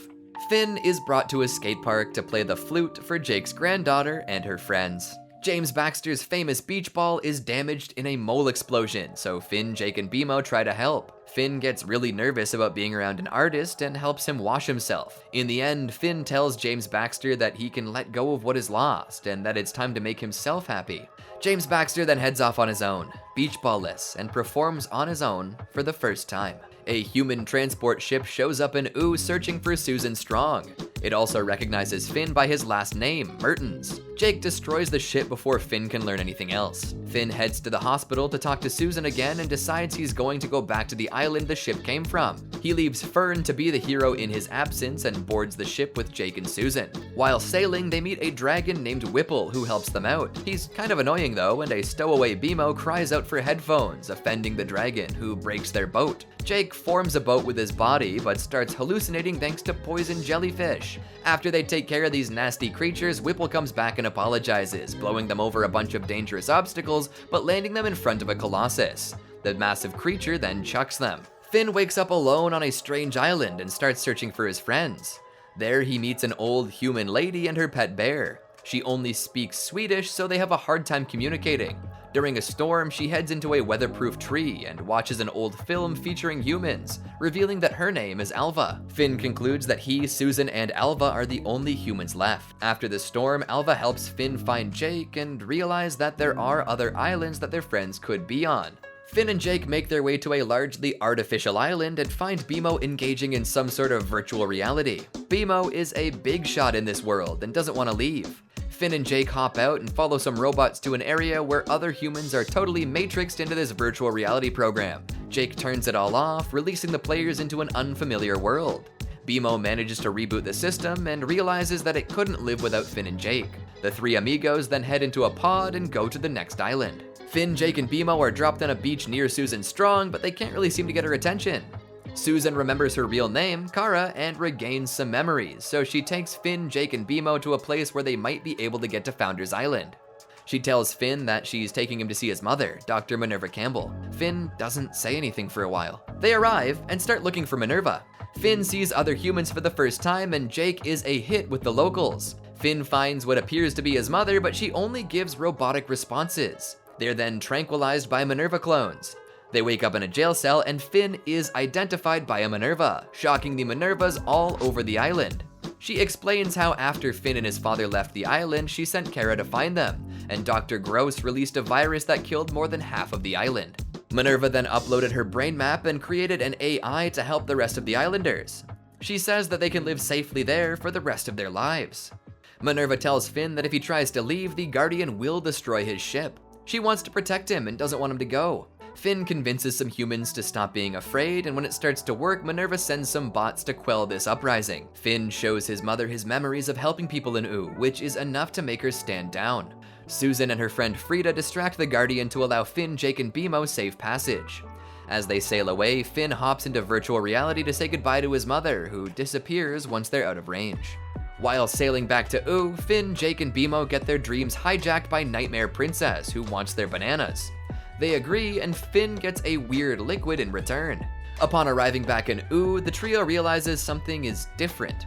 Everything is pink and everyone's made of candy, even those who were not previously Candy citizens. Finn runs into Sweet Pea, who tells them that everyone is Candy and that PB is at the top of the Candy Tower. They see candied tree trunks and Mr. Pig and a marshmallowed Marceline. Finn discovers that Bubblegum is the Candy Tower and is taking advantage of her candy elemental status. Ice King drops some skyhooks for them to grab onto and pulls Finn and Jake away before they can be turned into candy. BMO doesn't make it out, but also doesn't mind. Ice King brings them to the Cloud Kingdom where the candy can't reach them. Finn and Jake ask Ice King how everything happened, who explained how he got asked on a date by Betty, went looking for a bespoke suit, got zapped back to his place, watched Betty get kidnapped by Patient St. Pim, and saw the other elementals brought in to chant with Patience. Then everything went nuts. He tells Finn and Jake that the three of them can rescue Betty. The trio breaks into the Ice Kingdom wearing nice sweaters, and they find their way to Ice King's castle. There, they learn that Patience wanted to revert Oo back to the Age of the Elements, but it blew up in her face. Jake succumbs to the ice, and Ice King grabs a frozen Betty, so Finn follows him back to the Cloud Kingdom. There, they defrost Betty and Jake, and Finn reveals he has the Farm World Enchiridion. Finn and Jake are told to go take a nap, and the cloud they sleep on drifts away from the Cloud Kingdom. They're too far to go back, too high up to stretch down, so they try and glide their way to the ground. Jake needs to pee, and he can't do this while gliding, and well, one thing leads to another, and Finn and Jake engage in haircut therapy with each other. Finn admits that he feels it's his fault that Oo is like this, and Jake admits that he's having trouble keeping calm, keeping Finn calm. They then make their way back to Ice King and Betty, who reveal that they have a plan. Finn and Jake are lowered into the Slime Kingdom disguised as slime people in order to steal Slime Princess's gem. There, they find a giant slime roller rink where slimed up versions of people are competing to be assimilated. Finn and Jake join up with LSP, Lumpy Slime Princess, to skate against another team, but they're disqualified after a series of unfortunate events. They're subjected to shameful absorption anyways, and Finn grabs the crown. Jake likes the slime too much though, and is fully assimilated. Finn almost gives up, but LSP refuses to assimilate and pulls Finn out. Finn is sad, but LSP reminded him that he and Jake always win.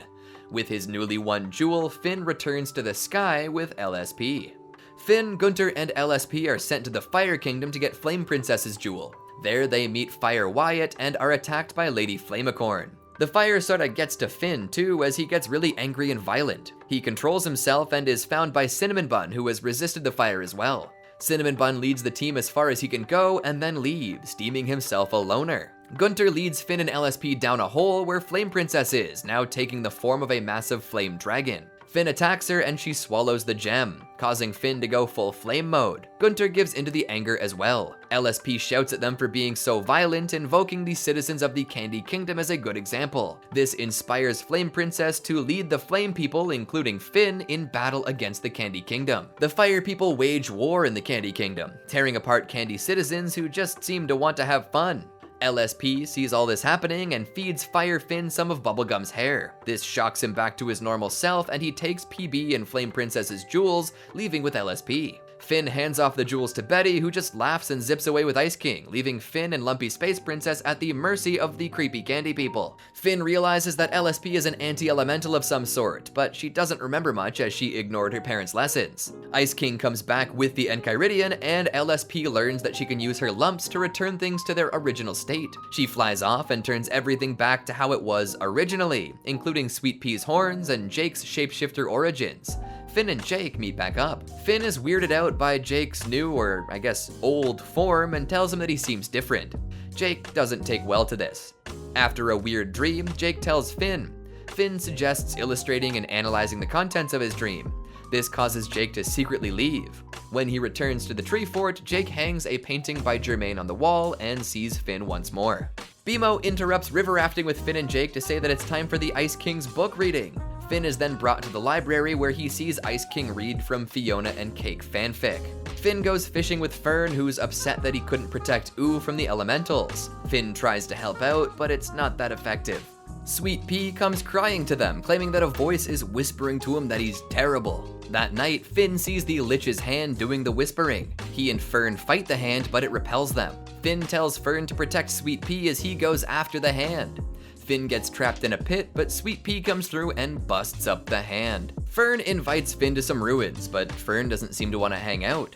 Instead, he brings Finn to a temple and traps him there, claiming that he's going to replace Finn. Finn finds some secret features in his new mechanical arm. He breaks out and attacks Fern. Fern claims that Finn has been Finn long enough, but Finn says they don't have to fight. The weed whacker in Finn's arm turns on and weed whacks Fern. Finn, traumatized, heads home. During a Banana Guard baseball game that Finn is coaching, a weird creature comes through and starts killing Banana Guards. P-Bubs sends Finn after it, but he's still all messed up from the Fern incident. He can't kill the creature because he keeps seeing Fern, and then Huntress Wizard shows up to hunt it as well. Finn keeps missing on the killing blow, so Huntress Wizard forces his hand by putting herself into harm's way. Finn kills the creature and shares a smooch with HW. Finn and Jake watch as BMO and Ice King go door-to-door selling stuff. They set up an Employee of the Month party for BMO, but BMO comes back with a silver goblet. Then a bunch of baby teeth monsters attack the tree fort and Finn and Jake fight them off. Finn and Flame Princess rap together and are invited to a rap battle. FP is set to go up against Son of Rat Bear, who has beaten his father in battle. They watch Son of Rat Bear perform at the Candy Tavern and his rhymes literally tear the place apart. Flame Princess asks Finn to go on some adventures with her so she can have life experience to rap about. Finn brings Bubblegum a cup of apple cider, which reminds her of her Uncle Gumball. Finn asks about PB's family, so she tells the story of her original candy family. At Finn's 17th birthday party, a Green Knight arrives and asks Finn to strike him with an axe. Finn does so, cutting off his head, resulting in the Knight saying that now he gets to strike Finn. Instead, Finn says that they should play carnival games. He loses 2 of 3, and the Green Knight is revealed to be Fern. Bubblegum's long-imprisoned family, Uncle Gumbald, Cousin Chickle, and Aunt Lolly pop out of their horse disguise and let everyone know that LSP's reverting of the elements brought them back as well. They leave, and Finn is bummed out about his birthday. Ice King then pops out of a cake dressed as Flame Princess. Peppermint Butler makes a new sword for Finn, the Night Blade. He summons Hunson Abadir to infuse it with Nightosphere magic, but this just releases the demon upon Ooh. Peps binds him with a spell though. They then go to Marceline's concert at Hamburger Hills Cemetery and follow up at a restaurant. After Kim Kil-won's squirrel employee Rennie gets his timbers shivered, Finn and Jake go to investigate their parents' old office. They think it might be ghosts, but actually discover that there's a time slip. They see younger versions of themselves and even encounter the moment that Rennie got traumatized. The time slips are caused by Clock Bear, who Finn winds up, fixing the slips. Finn also writes a message to his parents, "I love you." When Finn goes to find Jake, all he sees is a note that says BRB. Unsure what to do now that Jake will BRB, Finn sits down with a Blah magazine. He fills in a caption contest, but BMO doesn't think his entry is very funny. Finn goes to Blah headquarters to prove that he is indeed funny. Princess Bubblegum doesn't give him the response he wants, so he goes to see Ice King, who teleports them to Blah. There they find out that the folks behind Blah have been dead for hundreds of years. Finn, Ice King, and a pudding troll put together one last issue, featuring Finn's unfunny caption, and then Ice King gets his penguins to destroy everything. Finn is bummed out that he isn't funny, but accidentally ends up doing a great slapstick routine, making BMO and Neptune laugh. Germain visits the tree fort to tell Finn that he had a dream about Jake being alone in space without food. Finn deems Normal Man the right dude to see about this. They use the Martian transporter to zip to Mars. There they see Betty and Kingman. Normal Man got an upgrade. In order to find Jake, they have to go through a 3-part mind maze in the Mars Temple. They do indeed, and Jake is returned. With war brewing, Finn and Jake head to Gumbaldia to see if they can put a stop to it. There they fight Fern again, but Aunt Lolly stops them. She says that she doesn't want the war and that Gumbald is crazy. Finn saves Gumbald from a falling platform, and it appears that war might be averted. At dinner with the Candy family, Finn and Jake are splashed with a sparkly solution and told to go hug Princess Bubblegum. When they return to the Candy Kingdom, Peps wipes them down and is reduced to a little baby butler. Bubblegum realizes that Gumbald tried to dum-dumify her and declares war. P-Bubs wants war, but Finn thinks this is wrong. He uses the nightmare juice from Nightmare Princess to put himself, PB, Gumbald, and Fern into a dream state. There, the fighting continues, but Finn turns into a butterfly and follows Fern, who's a pterodactyl. He tries to convince Fern that they are two sides of the same coin. Jake brings Finn's memory vault to them, and they realize that the grass demon has been influencing Fern.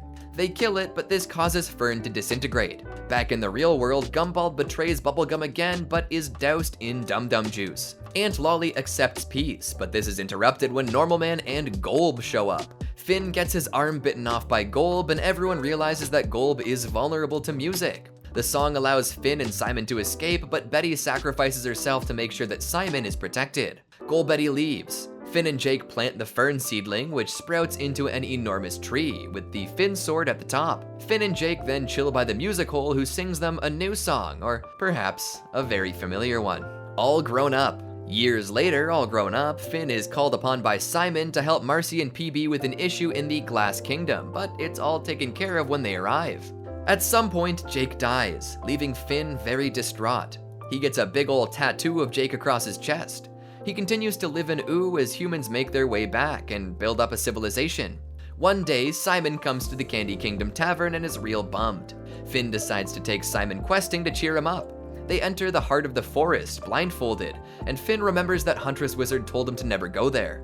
Simon goes fishing and catches a giant fish monster, but Finn finishes it off. Finn cooks up the fish and has some of Simon's cowboy coffee, trying to convince the antiquarian to focus on less sad stuff. A bear attacks their camp, and Finn kills it, but is injured in the process. Simon and Finn then go their separate ways.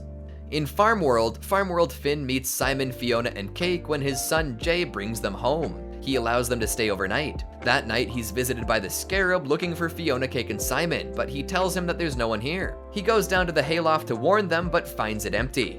He goes to where he originally found the magic crown and fights Big Destiny and the Scarab with his flamethrower arm. Scarab stabs him though. Baby Finn is found by Fiona, Cake, and Simon. He then stows away in Fiona's backpack and is brought to the vampire world. He's left with the peppermint tank after it capsized. During the final fight with the Scarab, Baby Finn is summoned along with some others to Fiona World by Prismo. Decades after that, Finn dies and enters the land of the dead. There he decides to take on his teenage form and goes looking for Jake, who is apparently in the 50th Dead World. He meets up with his parents and Germain, who tell him the only way to get to the 50th Dead World is to not want to go there. Tiffany and some Undertakers show up to try and take Finn, so Jake comes down from the 50th Dead World to help. This allows New Death to destroy the 50th Dead World, putting everyone in the first Dead World. Finn and Jake reach out to Peppermint Butler, who uses Finn's bones to get them to Life's realm. She gives Finn and Jake a staff called the Kiss of Life to beat New Death. During their fight with New Death, Finn and Jake realize that whoever wins will become Death, and they don't want to be separated again. Also, the Lich is revealed to be the one manipulating New Death. Mr. Fox shows up and hits New Death with the kiss of life, sparing Finn and Jake. Finn wants to be reincarnated, but Jake wants to chill in the 50th Dead World. Right before Finn leaves, Jake changes his mind, and they fist bump before being sent back to the living world.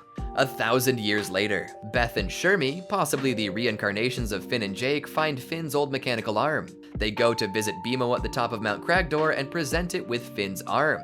BMO tells them the story of the Gum War. After hearing the story, Beth and Shermie go looking for the tree fort. They find it and climb to the top, discovering the Finn sword, which Shermie holds just like Finn. After vandalizing Gibbon's palace, Beth and Shermie head to Turtle Princess's library in search of books, only to have Shermie's consciousness taken over by Simon. Shermie just hangs out in his own dome for a bit. When Simon leaves, Shermie yells that he was a prisoner in his own head. And that, my friends and enemies, is the entire timeline of Finn Mertens, aka Finn the Human. And what an adventure it was! From his beginnings as a comet, butterfly, and lady thief to his heroic exploits in the Gum War and beyond, there's a lot going on here. Lots of biz that he didn't necessarily want to get into, but was thrust upon him anyways. So what did you think of this sweeping investigation into the life of a hero? Did we cover everything? Did you learn anything new? Is there anything you wish we talked about more in detail? Make sure you let me know down in the comments. Like the video if you liked it, subscribe if you want more, and ring that bell to be reminded when new videos drop. And remember, Frederator loves you.